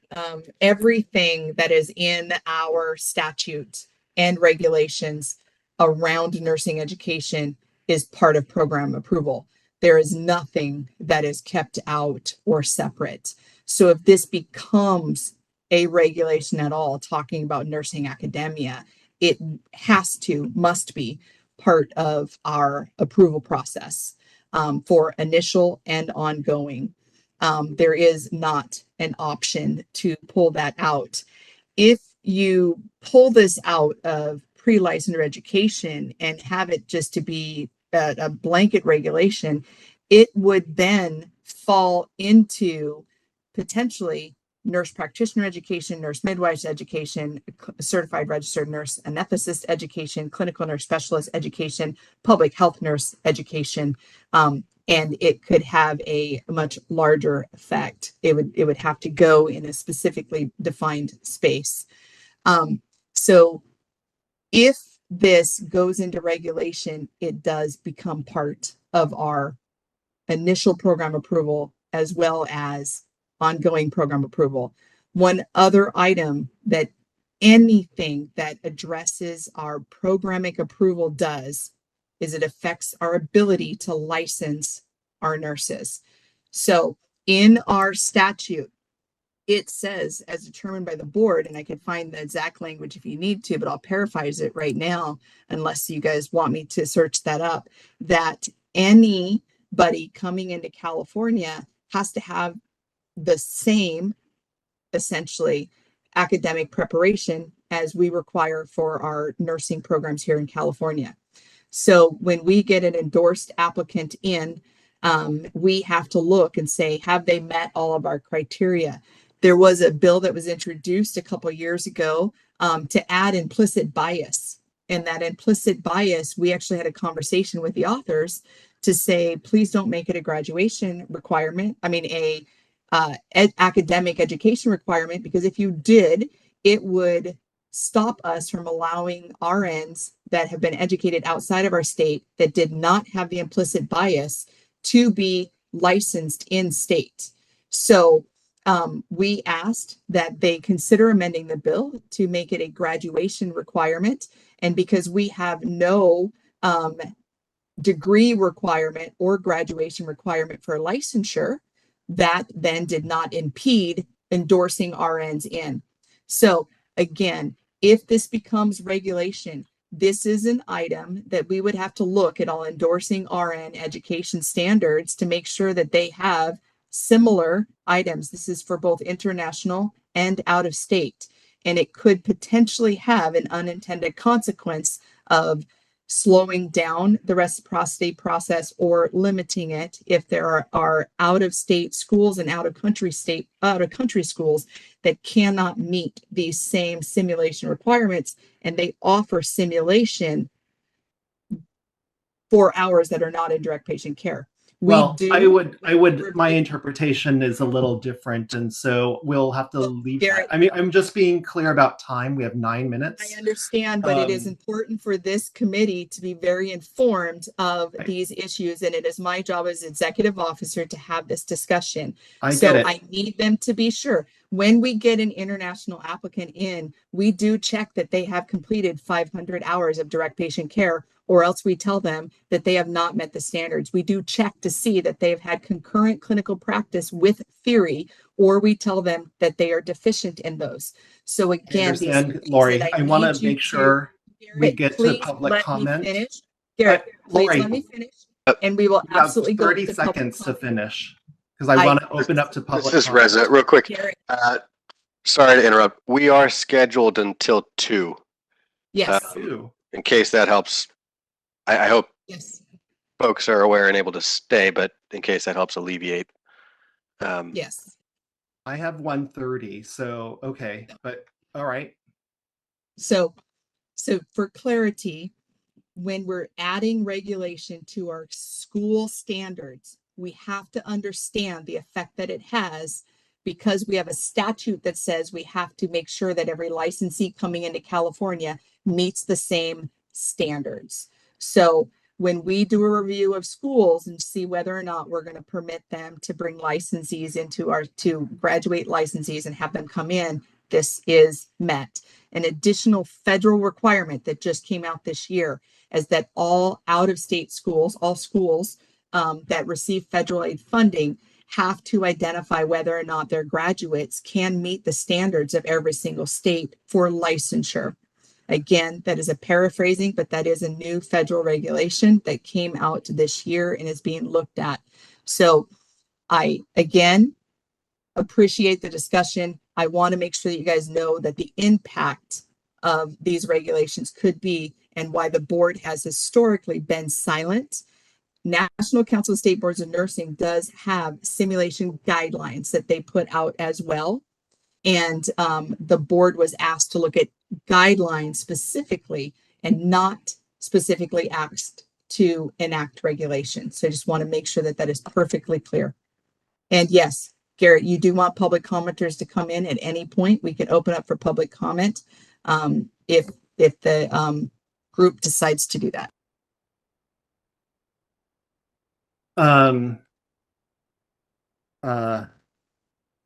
I think, Carmen has just a lot of comments. And I think one of the things, Carmen, I guess my question is these are all important and valid comments.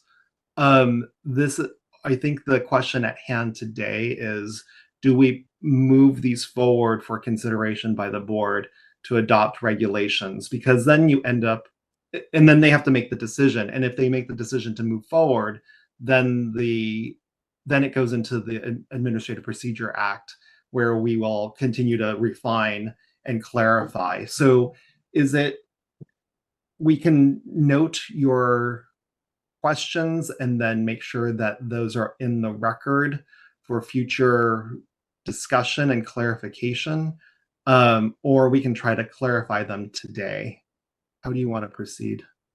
I think if we could try to clarify at least the intent, I think just in my perspective, it might be helpful if this does move on to the BRN for discussion, that for them to understand where everything was coming from, because I think what EO Melby was noting is really important here, which is what actually happens in the enforcement of the proposed regulations, and where will the impact be felt in terms of both the BRN and BRN staff and their ability to be able to approve licensees and licensees by endorsement. And I think it's a big concern. But if we can clarify the intent so that it doesn't make those burdens on the BRN's ability to actually have licensees, to approve licensees, particularly by endorsement in the state, then I think these are overarching questions that some of my comments pointed to, which is, what are the actual requirements of the programs themselves if they do have choose to use simulation. Right. Well, to me, there are two questions though. One is what are the proposed regulations and the intent of the regulations in terms of public safety? And then the second, which is a separate question, which EOMLB brings up, is the approval process. And there are other parts of Article 3 of Title 16, Division 14 that are not reviewed by the board when they're looking at endorsement. So I think that becomes just a separate legal question that needs perhaps more discussion, that is perhaps even outside of the conversation that we're having today. Just for clarity around the program BRN, to tell the BRN that there's a program lapse. That could be included in the future language if we decide to move forward with the language. The organizing framework is language that comes from the Anaxel standard language. They want to make, and so if there's a different term that California uses, I think through the Administrative Procedures Act, we can continue to look through what the right language is for the organizing framework. The word "have," you bring up a good point. I personally have no recommendation. We would have to listen to what the public says, whether it's provide, maintain, or some other verb would be important to discuss. The student evaluations, you again bring up an excellent point. Who's collecting, how is it submitted, and then what's being done as a result of the student evaluations should be considered. And then also open to NECs raising additional issues should also be considered as well. So everything that you're saying makes sense. I don't have the full answers on that. I would look to the public for their comments.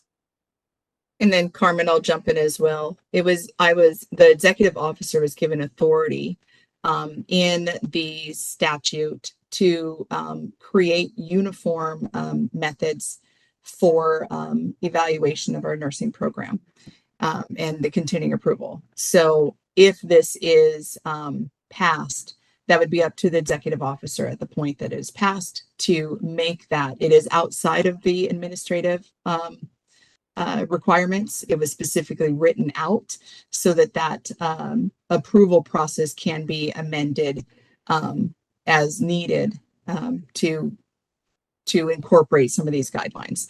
So it would be up to the executive officer at the time through the creation of those uniform methods. The one business professions code that I do want to share out with everybody here is Business Professions Code 2736. And it says an applicant for licensure as a registered nurse shall comply with each of the following: have completed a general preliminary education requirements as shall be determined by the board, have successfully completed the course of instruction prescribed by the board for licensure in a program in this state accredited by the board for training registered nurses, or have successfully completed courses of instruction in a school of nursing outside of this state, which, in the opinion of the board at the time of the application, is filed with the Board of Registered Nursing, are equivalent to the minimum requirements of the board for licensure established for an accredited program in this state. So it does make sure that it is very explicitly stated in statute that the education requirements outside of state in order to be licensed in state must match it. And it is the requirements for board of licensure established for a program in the state. It is not specific to curriculum only. So, Lori, are you saying that section 1427 of Title 16 that talks about clinical facilities and appropriateness is evaluated by the BRN when looking at the application for endorsement? So currently, the process that happens is we have just devised a helpful document that is sent out to any school in any state that wants to be added into our licensing system, so that we can input their school code, is how it is determined, into our system so that we can license here. We send them that packet. They provide us information. That packet, again, is a helpful document. It outlines all of the requirements that we have set forth in our statute and regulations for a California approved program. They respond to that from a school point, and we gather all those documents. They send us syllabi, they send us course books, they send us college catalogs, they send us information about the program director, the financial aspects of that institution, including accreditation, etc. And who their approving body is, whether they have complaints. It is an identical process for our schools that is reviewed.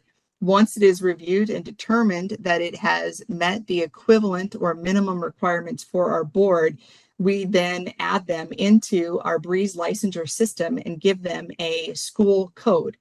Once they have that school code, when a student graduates from that school, we then receive transcript. That transcript is evaluated to see whether or not it meets our curriculum standards. That is a licensing process outside of the original approval process of that out-of-state school.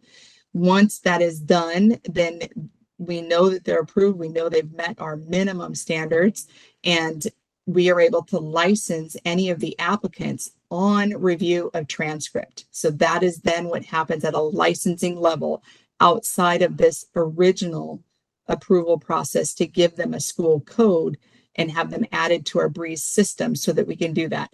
If we receive an application from a person that attended a school that is not within our Breeze system, showing that it hasn't been reviewed, we will hold that application for processing while we communicate with that applicant to get the information on their academic institution, reach out to that academic institution to get all that information, to do a review so that we can meet our statutory guidelines. Once that initial process is done, it is a quick process of just transcript review, but that initial process has to be done. So when we update and change our academic standards as part of our pre-licensure, that review process would have to be enacted.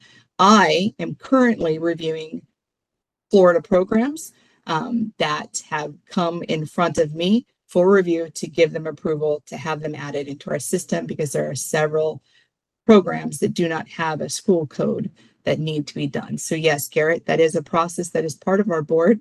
That is a front-loading process.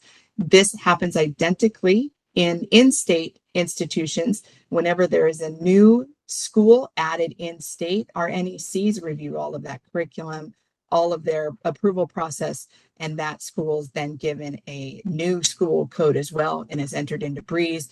And then we go through that same process for licensure. In our law, there is only two different ways that you can come into state. 2736 outlines whether they can come in through endorsement or not. Endorsement in California is not like endorsement in any other state. And that is just whether or not they have to take the NCLEX or not. Currently, our requirements are the same for in-state graduates as well as out-of-state graduates, with the exception of the update that we did to 1410.5. 1410.5 added an alternate pathway in for people that have been educated previously that did not have a laboratory component as part of their microbiology or a laboratory component as part of their anatomy and physiology, but that they had passed both of those courses theoretically. The qualifier is they have to have practiced for a minimum 2 years without any kind of dings against their license. And that if they're able to prove that, they can come in without those two academic requirements that are specific to curriculum. I think my major overarching concern that I am bringing forward from the public is that students are being harmed in California. And so whether we choose a regulatory process or we choose another process that makes things so that makes the environment such that students are not being harmed, I'm open to that. But at this point in time, the experts in the field are saying students are being harmed. And so therefore the public is not being protected. Yes, and that is under the purview of the BRN, and that is something that we do need to address. What the legislators put forth was that we would establish standards for our in-state schools on the use of simulation.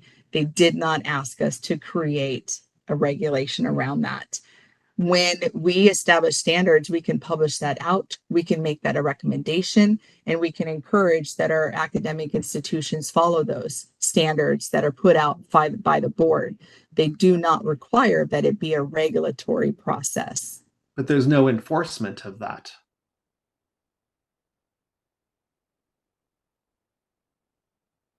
Technically, yes, there is not a strict enforcement, understanding that California Board of Registered Nursing has limited enforcement abilities within academia. So understanding the process of what the board does to approve and continue approval with nursing academia is they apply to us to be initially approved.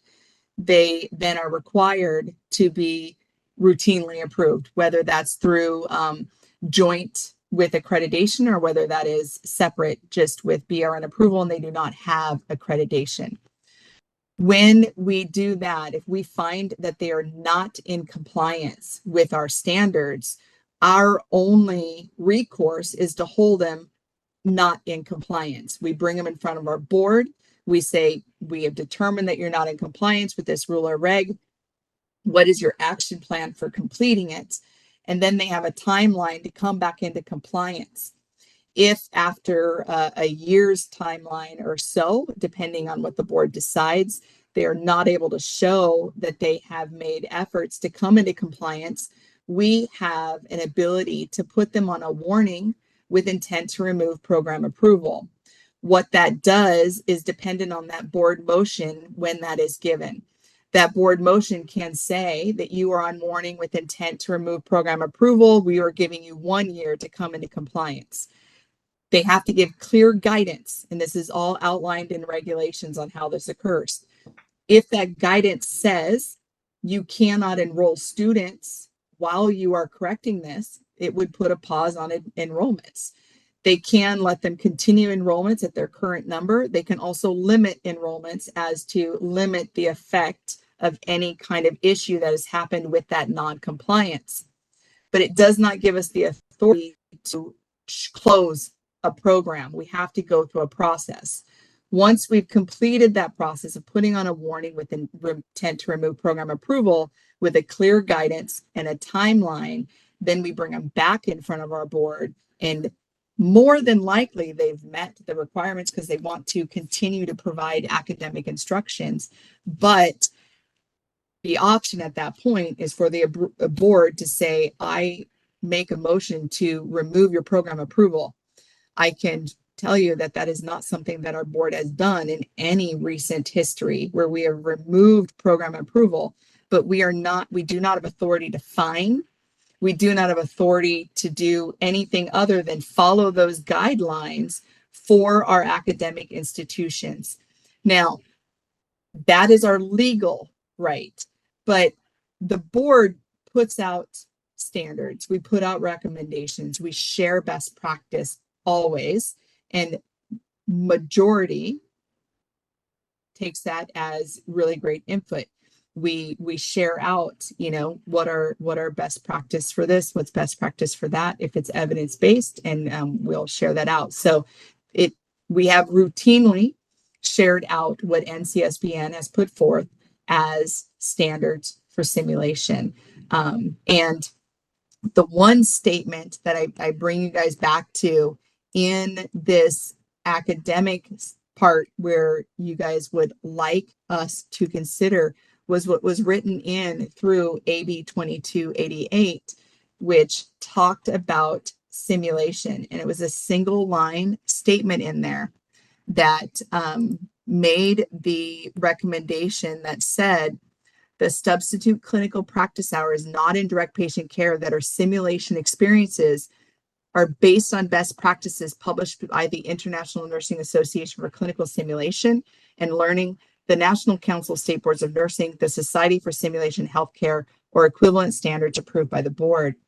That does allow for greater flexibility of our schools and our review process while maintaining that everybody reaches for those evidence-based standards. And so again, I have to refer back to what the legislators tasked us with NEWAC, and that is to look at, it says, the committee shall study and recommend standards for simulated clinical experiences based on the best practices published by the Nursing Association of Clinical Simulation and Learning, National Council of State Boards of Nursing, the Society for Simulation Healthcare, or equivalent standards. If they wanted specifically for us to write regs, they would have said the board shall and direct us to write regulations based on that. So we can make recommendations, we can look at that, but my job as the EO is to talk about how implementing those regulations would affect the entirety of the BRN and not just in-state pre-licensure nursing academia. Right. And my concern is not with the people who are compliant with or follow the recommendations. My concern and the public's concern is the folks that don't care and the bad actors. And that's why the recommendation from the public was for regulation, because it's not to protect the people who are doing it well. It's to protect the students who are in programs that are not doing it well. And so I keep going back to public safety is the concern. And that's why we have the BRN. So I've spoken a lot, so I want to open it up to other members of the committee. And then I know that you do still have people And in then public comment that may want to speak. So Yes. we'll just keep that on the radar there. Maybe it's not adopt or suggest or recommend this particular document as regulation, but recommend something much more muted, such as, and of course I haven't taken a lot of time thinking of this, but such as, you know, programs that utilize simulation as part of their clinical hours should demonstrate it following a set organizing framework, such as these ones, and just leave it like that, so that if they're trying to, if the board is trying to look at outside schools from another state, they can see that they've got a document that says we have an organizing framework, we're following this framework, and keep it much more simple than micromanaging it. And we will also publish to our website what the committee has put forward here to our board and what our board voted on to accept those simulation standards that were bullet points 1 and 2, I believe, of the last meeting, where it was just the regulations that was pulled out to be discussed more in depth this time. And so we do have the ability to put that on our website as standards that have been recommended for simulation by our Nursing Education Workforce Advisory Committee, and provide some guidance that has some evidence base to that. But as Garrett is correct, we would not have any authority to hold them accountable to that. But the other caveat is the schools that have accreditation, that is an optional accreditation, that is a voluntary accreditation, and those accrediting bodies have different standards than our board. We are an approving body, not an accrediting body. And therefore, if those accrediting bodies have simulation standards already incorporated in the review process, that school would be required to meet those standards. And that would be of authority from that accreditor where they can remove their accreditation or give them their accreditation. Other comments from the committee? Okay, let's go ahead and open it up to public comment. Mark, can you please open it? We will be opening for public comment now. Please refer to the screen share for members of the public to see how they should type in their request for comment. I've activated the question and answer feature. Members of the public can indicate they would like to make a comment by typing into the question box, "I would like to make a comment." Please remember, you will have 2 minutes to make your comments. I will not give a reminder as your time approaches. I do not want to interrupt you nor cause you to lose your train of thought. I will mute your microphone and inform you that your time has expired, and we'll move on to the next member of the public. I'll pause for a moment for members of the public to type in, "I would like to make a comment." Marie Gilbert would like to make a comment. 1 second, please.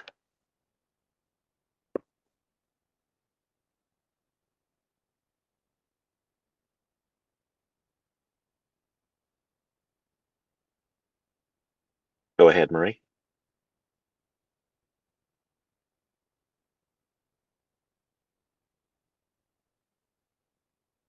Marie, are you there?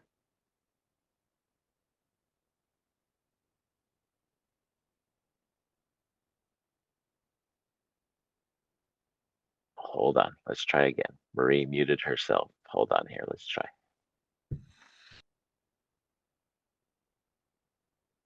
Marie, are you there? Yes. There you go. Oh, we lost her again. Hold on.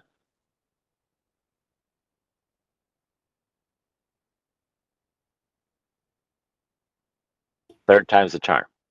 Did that work? There you go. Yes, thank you. Sorry, I always have trouble with my microphone when I'm in this. I want to thank everyone. My name is Marie Gilbert. I am the director at the Central California Center for Excellence in Nursing and a longtime simulation educator. And I really want to thank Garrett and his committee, and also the BRN and Laurie for this very robust discussion. I think what is very evident and very reassuring for me, having been in the simulation world for a long time, is that everyone's on the same page here in that we need to do what's right for the students, and we also need to do what's right for faculty, which is to support them within the program to get the resources that they need. So the push for regulations, I think, may actually have come from the simulation community becoming increasingly concerned about the damaging effects that simulation is causing for our students. Not only is it a missed opportunity, but is actually having significant detrimental effects to those. And this is despite the board strongly promoting the healthcare simulation standards and the NCSBN simulation standards. So I think, whatever, we may have our hands tied, there may need to be another approach, but whatever can be done to ensure that there is, firstly, an understanding. I still think there is a lot of naivety. Simulation in the last 20 years has progressed dramatically. The healthcare simulation standards now are in their 4th edition. There is actually a simulation code of ethics that I think a lot of people are very unaware of. The new standards in 23 that were published included professional integrity, which is around that of the educator, and also the organizing framework that come out. And again, I apologize. We all know that as we get into our silos, we develop our own language. So that isn't something that's commonly known, but essentially it's talking about the format of a scenario, which means there's a preparation, you're preparing the student for success, you do the immersive activity, and then you reflect and debrief. So it's a simple process, but that needs to be clearly identified. So I applaud this discussion. It sounds like it's something that's going to continue to be discussed, but we're a lot further ahead, I think, in California than maybe we were 2 or 3 years ago. And this is something that every state board is grappling with. There's a movement in Washington at the moment that are looking at very rigorous standards, and they're looking at the ratio of simulation hours to clinical hours. That's a moot point in California. I don't think we need to go there. We have very clear guidelines now with the 500 hours. So I don't think we need to do that. But everywhere is grappling with this. And I think the reason is because we want to protect our students. We want them to have a safe learning experience, and we want to prepare them for practice. So I don't know what the alternative is, but I think the reason that the simulation world has pushed regulation is because of that concern. If there's another way to reach that outcome that doesn't involve regulations, then I think the simulation community will support it. So thank you for the opportunity to speak once I finally got my microphone to work. Thank you for your comment. One thing I want to inject real quick is just the understanding that every state has their own individual Nurse Practice Act. And so I do see that Washington does a lot of wonderful things. I meet with that EO frequently, and we discuss those items, and they have a different ability to bring nurses in via endorsement than we do. And so our specific endorsement is just whether or not they have to retake the NCLEX or not. But all other licensing requirements for out-of-state applicants remain the same as our in-state applicants. That has been something that our board has supported for multiple years, that we maintain that licensure integrity here. So I just want to let you know that I'm not pushing back because I don't want regulations. I'm letting you know the impact of regulations on how it happens under our current law structure. Joycelyn Ludlow, University of California, Irvine, would like to speak. 1 second, please.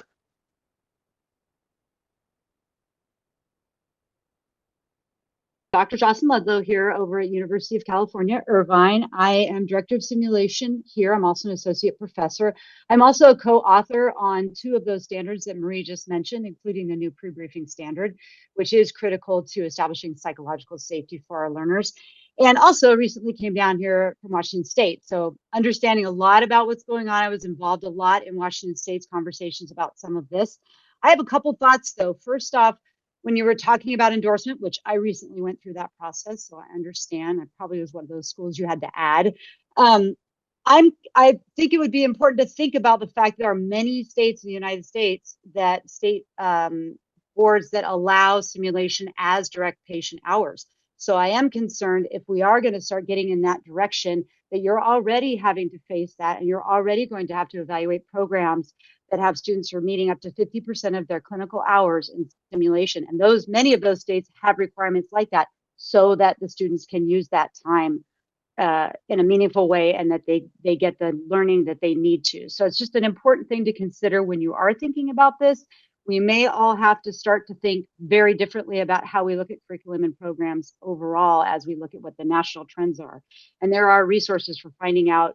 I would say 80% of the states in the United States have some kind of regulation or guidelines for simulation. So this is not, we're not just making this up for California. This is definitely a trend. And I feel that the evaluation and some of the other questions that were asked about, the language in here, some of it is very similar to what many accreditation requirements for nursing programs require, or again, the simulation accreditation programs. Those are nationally recognized internationally recognized programs in simulation. So it's a visible and easy to present piece of information. We're working towards that here. You would ask us, are you accredited? We would show you the documentation to show that we are, and we would be responsible to tell the Board of Nursing if that lapsed, just like we would be responsible, I'm assuming, to tell you if our CCNE accreditation lapsed or any of those other kind of ways to measure the quality. So I just feel like I'm hoping this moves forward in a good direction. I agree with Marie. We've got to figure out a way to do this so that we can ensure that students are protected and programs are given the teeth to ask for the resources they need to provide their students with a high quality learning experience and simulation that will make them safe nurses in practice. Yeah, so that's what I have to share. I appreciate your time, and keep up the hard work. And thanks to everybody who's been working on this. Thank you. And just to answer the simulation, the 50% simulation, that is well known across the nation that they do about 50%, up to 50%. It's a 1-to-1 based on the national simulation guidelines put forth by NCSBN, and that replaces the direct patient care hours. Those direct patient care hours that remain still equal the requirements for us for licensure here in California. They have at minimum 30 hours in each one of the content areas. It's a 2-year program, et cetera, at minimum. So those are evaluated and we are aware of those. So thank you very much. Indiana McClellan would like to make a comment. 1 second, please.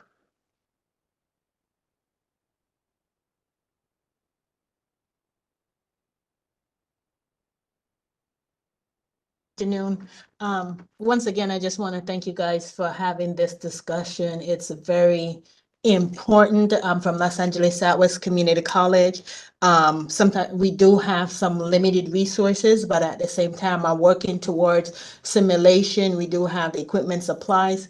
Resources is just like in staffing and things like that. However, one of my great concern is that if there's not a regulation or standards set forth, is that when we say, okay, our hours are decreased, we only need this much, 50%, then people are like, oh, we don't have to do this much clinical hours, which is accurate. But then the simulation without a standard or what's done in that other 50% become inconsistent.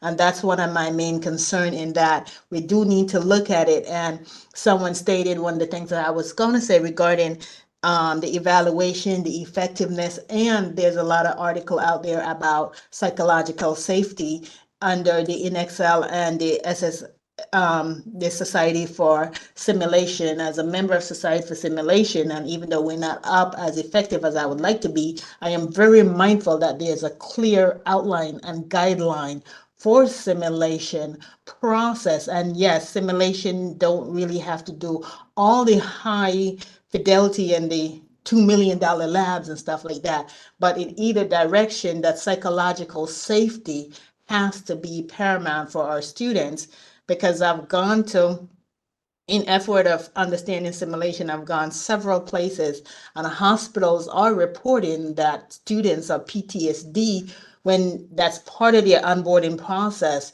simulation, that students are having difficulty because of what they may have experienced in their schools. So that's something, regulation, standard, either way, only because I realize the limitation that regulation have. And thank you for explaining the difference between those two. But there's got to be something, guideline that's set so that we can have a standard or something geared towards. Because I go to the IMSA, the international conference, and it's amazing what's out there. But if they're not used effectively, even if you can afford it, it really is not going to behoove our student and provide the safe care that we hope it would.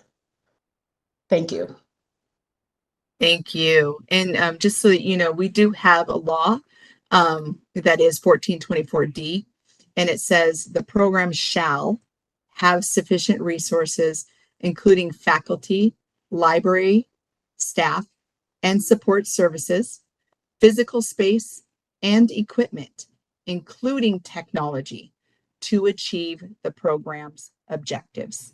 And so if you are from a school that does not have the physical space, equipment, including technology, or the faculty, staff, library, support services to carry out the obtaining of your program's objectives, including your clinical objectives that are part of the hours that are not in direct patient care, please reach out to your nursing education consultant.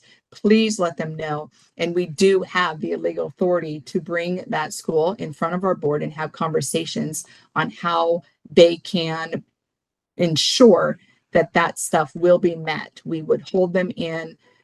We have the option that the board could hold them in non-compliance until that is rectified. So please take this information to heart, that we do have the abilities to assist you guys in getting the support based on the current regulations, laws that we have in place for our academic partners. But that I do hear that standards are important, and we will look at that. One of the other things to put out here is the Board of Registered Nursing only approves the nursing program.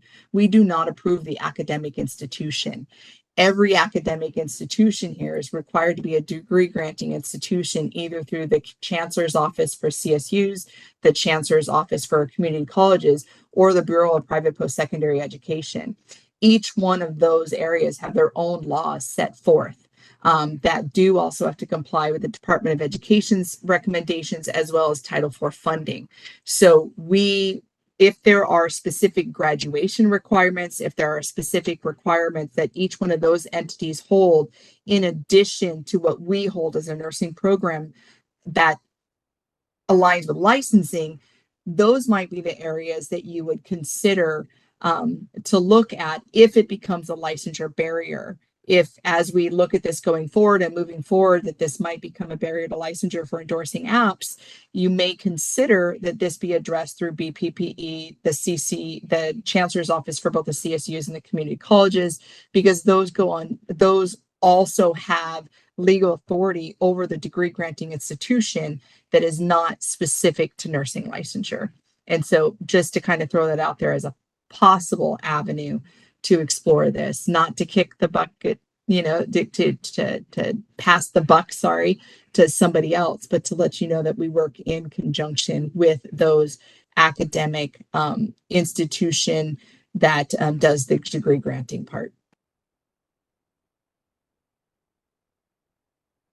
Committee Chair Chan, there are no other public requests for comments on the WebEx. Do we have any public requests for comments there in the room? Request for comments. Thank you. Would you like me to close this window? Yes, thank you. I realized that we went forward to public comment without even entertaining a motion. I guess we can go back to the motion. Reza, we can go back to the motion, right? You have to allow public comment before or at the time of the discussion of the item, which I consider you to still be in the process of. So yes, you can go back and do that. Okay, great. So what I'm going to do, Sandra, I don't know if you wanted to add anything more because you were my co-conspirator on this. No, I think the discussion has been really robust. Garrett, we listened to the experts in the public and created the document based on the feedback that we got. So no, I don't really have anything else to comment. Okay, great. It is, I think, our recommendation then, I'm going to say my motion to move these proposed regulations forward to the next step, which would be, I guess, is it Nursing Practice or Nursing Education Committee for future discussion? Which one is it? All potential regulation goes through nurse practice. Nurse practice. Okay. So the Nursing Practice Committee. Yes, I think that's the motion. Can I have a second? I second the motion. Thank you. So I want to open it up for discussion with the committee.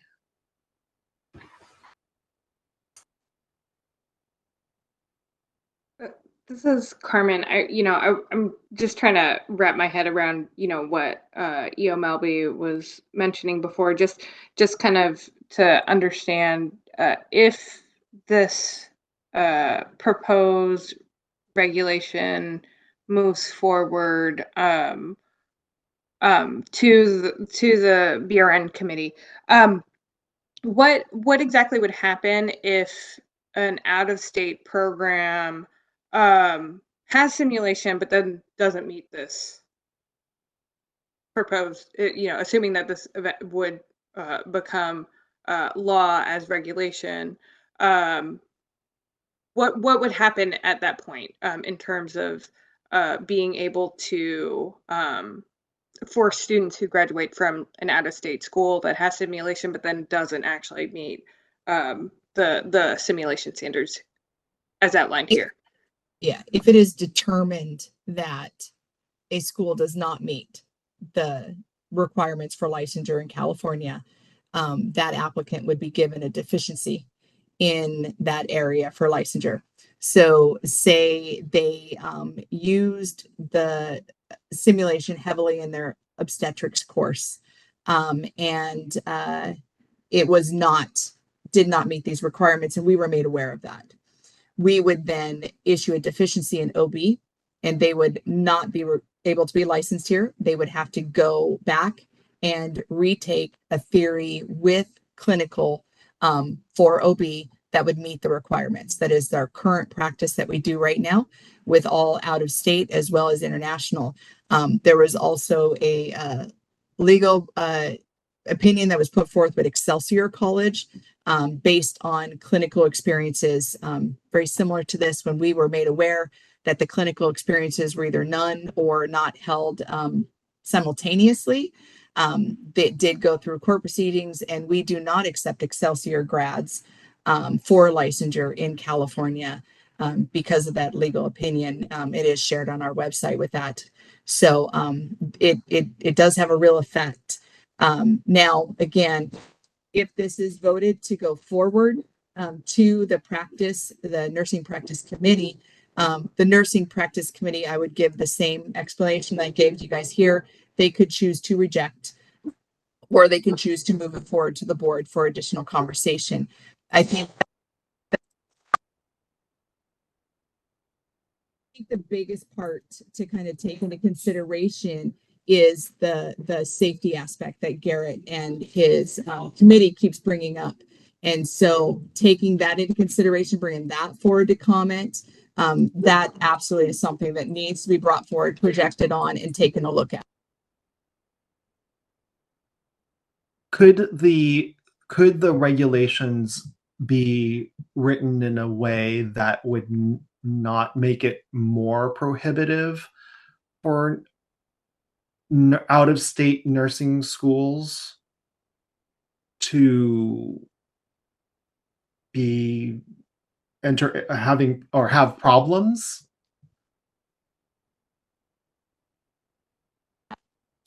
That would all be part of the regulatory process, right? So if you have sample language that you bring forward, and that's what you want us to adopt, then as we go through the regulatory process, we can review that.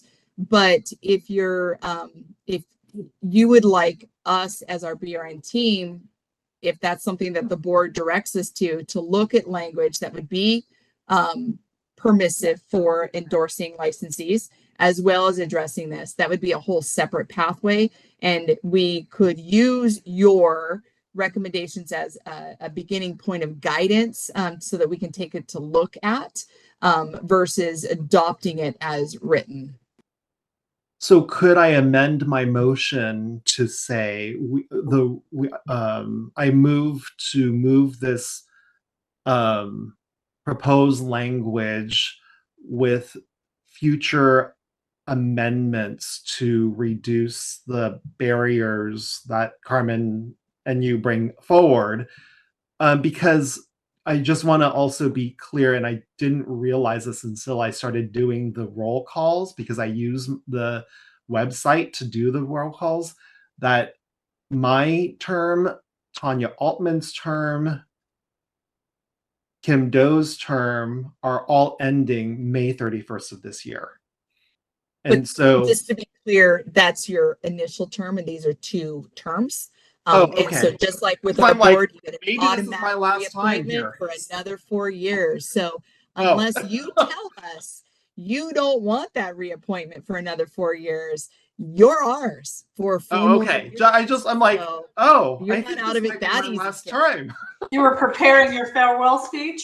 Well, I guess I'm like, so I know that's, sorry, Reza, that's not on the agenda, but I'm like, oh, this might have an impact on Forget what I about say it, and what do Garrett. I do now. So referring back to the charter for each one of our advisory committees, they are 2-term. And okay. so they are makes it 4-year better terms. for me, We did 'cause- have an initial vote at a prior meeting that discussed whether you guys were going to take staggered terms so that we didn't all sunset at the same time. Sure. So everybody here will still have an additional 4-year term, no matter what your most recent expiration is. When that time comes, we'll bump it forward another 4 years. You're good, Garrett. Okay. I'm like, this might, sayonara, everyone. This is my swan song. No, so anyway, so I guess if I could amend it, because I want to continue to move this forward. I mean, my concern is the public safety. I'm concerned about the PTS, the post-traumatic stress that students are experiencing. It's well documented in the literature. And I think we continue to refine things as they move along. I'd rather not stop here and then reformulate things, but move to the next committee. And with this motion that we would like the next committee to look at this as the starting point and then refine it so that it doesn't create barriers for out-of-state endorse. And I don't know what that language is. And we would want the experts in regulatory law to make those recommendations based off of that based off of this desire. That sounds great to me. So a motion, and I'll try to butcher it as little as possible. So no, butcher it away. Fix it. President might have to jump in and kind of fix that. Is you would make a motion that would say, I make a motion to recommend to the board that they work on regulatory language for simulation in a focus to reduce public harm as, blah, blah, blah, created by inappropriate simulation, however you wanted to do that. But it would be a single statement. And then we would move forward with that to our board. We would have it as an agenda item. Garrett or your subcommittee, we'd be happy to have both of you guys attend to provide some background on this and why this is important if you choose to, or if you had somebody in mind that you think that could be able to present why this is imperative so our board can hear that. Our board would then hear that, and then they would make a motion to have our regulatory unit start the work on seeing whether or not regulations could be done that would not impede licensing abilities, et cetera, but maintain public protection. And that's absolutely a process that we could follow. If I could also just amend that by saying I would ask that the board look at this draft as a starting point, because this comes from the public and it comes from the experts. Not to say that it can't be changed, because it absolutely can be changed, but this is the desire of the public. So with experts. So using it as a starting point, but may not be the end point.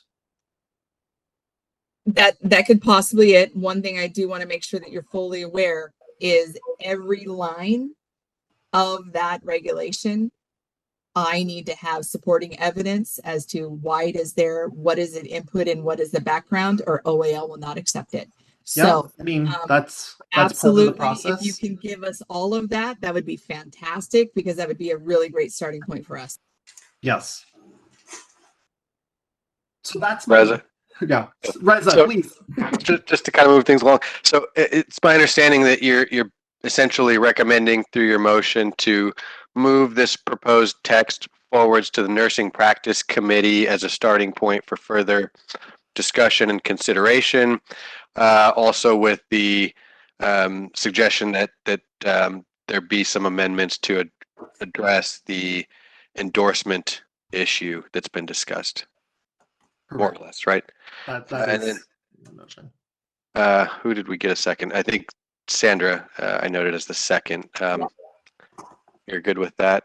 Yes. And then, yeah, Lori kind of touched on it. I was just going to say, Garrett, to the extent you've kind of compiled those, sources from the experts out there, that's going to be invaluable, in the, perhaps as like reference material for the nursing practice committee and the public when that's discussed there. Also, if and when we get to the APA rulemaking process, as support there. So, yeah, hopefully you've got that in a kind of tidy file and can in the file. get that over. Great. Yep. Okay, so we have a motion and a second. So any last discussion? I don't want to truncate discussion. I just want to thank you all. Thank you. This is Carmen. You're welcome, Carmen. This is a preview for your subcommittee. So, but I think it's really important, and I appreciate your contributions too, especially with your legal eye. It's very important. So thank you. All right. I don't see any or hear any other comments, so we can go ahead and do a roll call. I will go back to the website, and thank you for updating the website with our term expiration dates that I just happened to notice. So Garrett Chan, yes. Janine Graves? Tanya Altman? Yes. Thank you. Tammy Ventel? Thank you. Jennifer Zhangmois?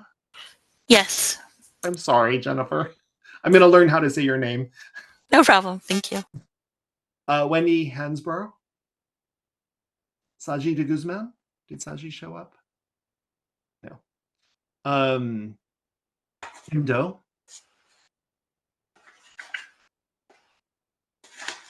Did Kim have to jump off? Kim, can you hear us? Let's see. She might have jumped off. BBK?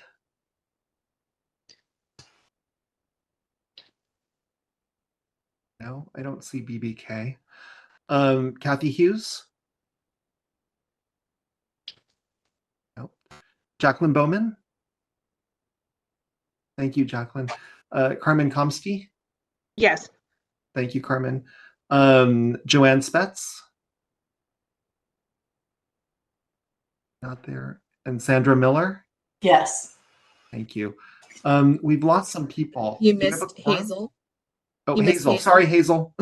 That's okay. I know my internet has been bad, so I don't know if that's the case for anybody else, but yes. Yes, thank you. Do I have enough people? Do I have a quorum still? This Yes, is Joanne. you do I'm have sorry, I enough was for a having quorum. trouble. This is Joanne. Can you hear me? I was having trouble unmuting. I would vote yes. Thank you, Joanne. We can hear you. Appreciate that. And yes, Garrett, we do still have a quorum. Okay, thank you. Because I wasn't paying attention who dropped off. So, okay, excellent. Well, I really want to thank EO Melby. I want to thank the committee. And I want to really thank Sandra Miller for going on this journey with me. It's great. So I'm glad I got my time mixed up. I am glad that I could cancel my 1 o'clock meeting. We will adjourn, and I want to thank the advisory committee and the public for your very important comments. So again, thank you so much. Have a great weekend. Thank you, everybody. The website has been updated. So if you had a question on what simulation, what subcommittees you were on, they're already updated on our web. You can go back and refer to that. If you just want to do a quick guide, just go up to the search button, type in ad hoc, and it'll take you to all of our subcommittees, all of our advisory committees, and you'll be able to see what you guys are serving on as of just a few hours ago. Thank you all. Thank you. Thank you. Bye-bye. Thank you, everyone. Thank you, Garrett. Bye. Thank you for your leadership, Garrett. Yeah, absolutely.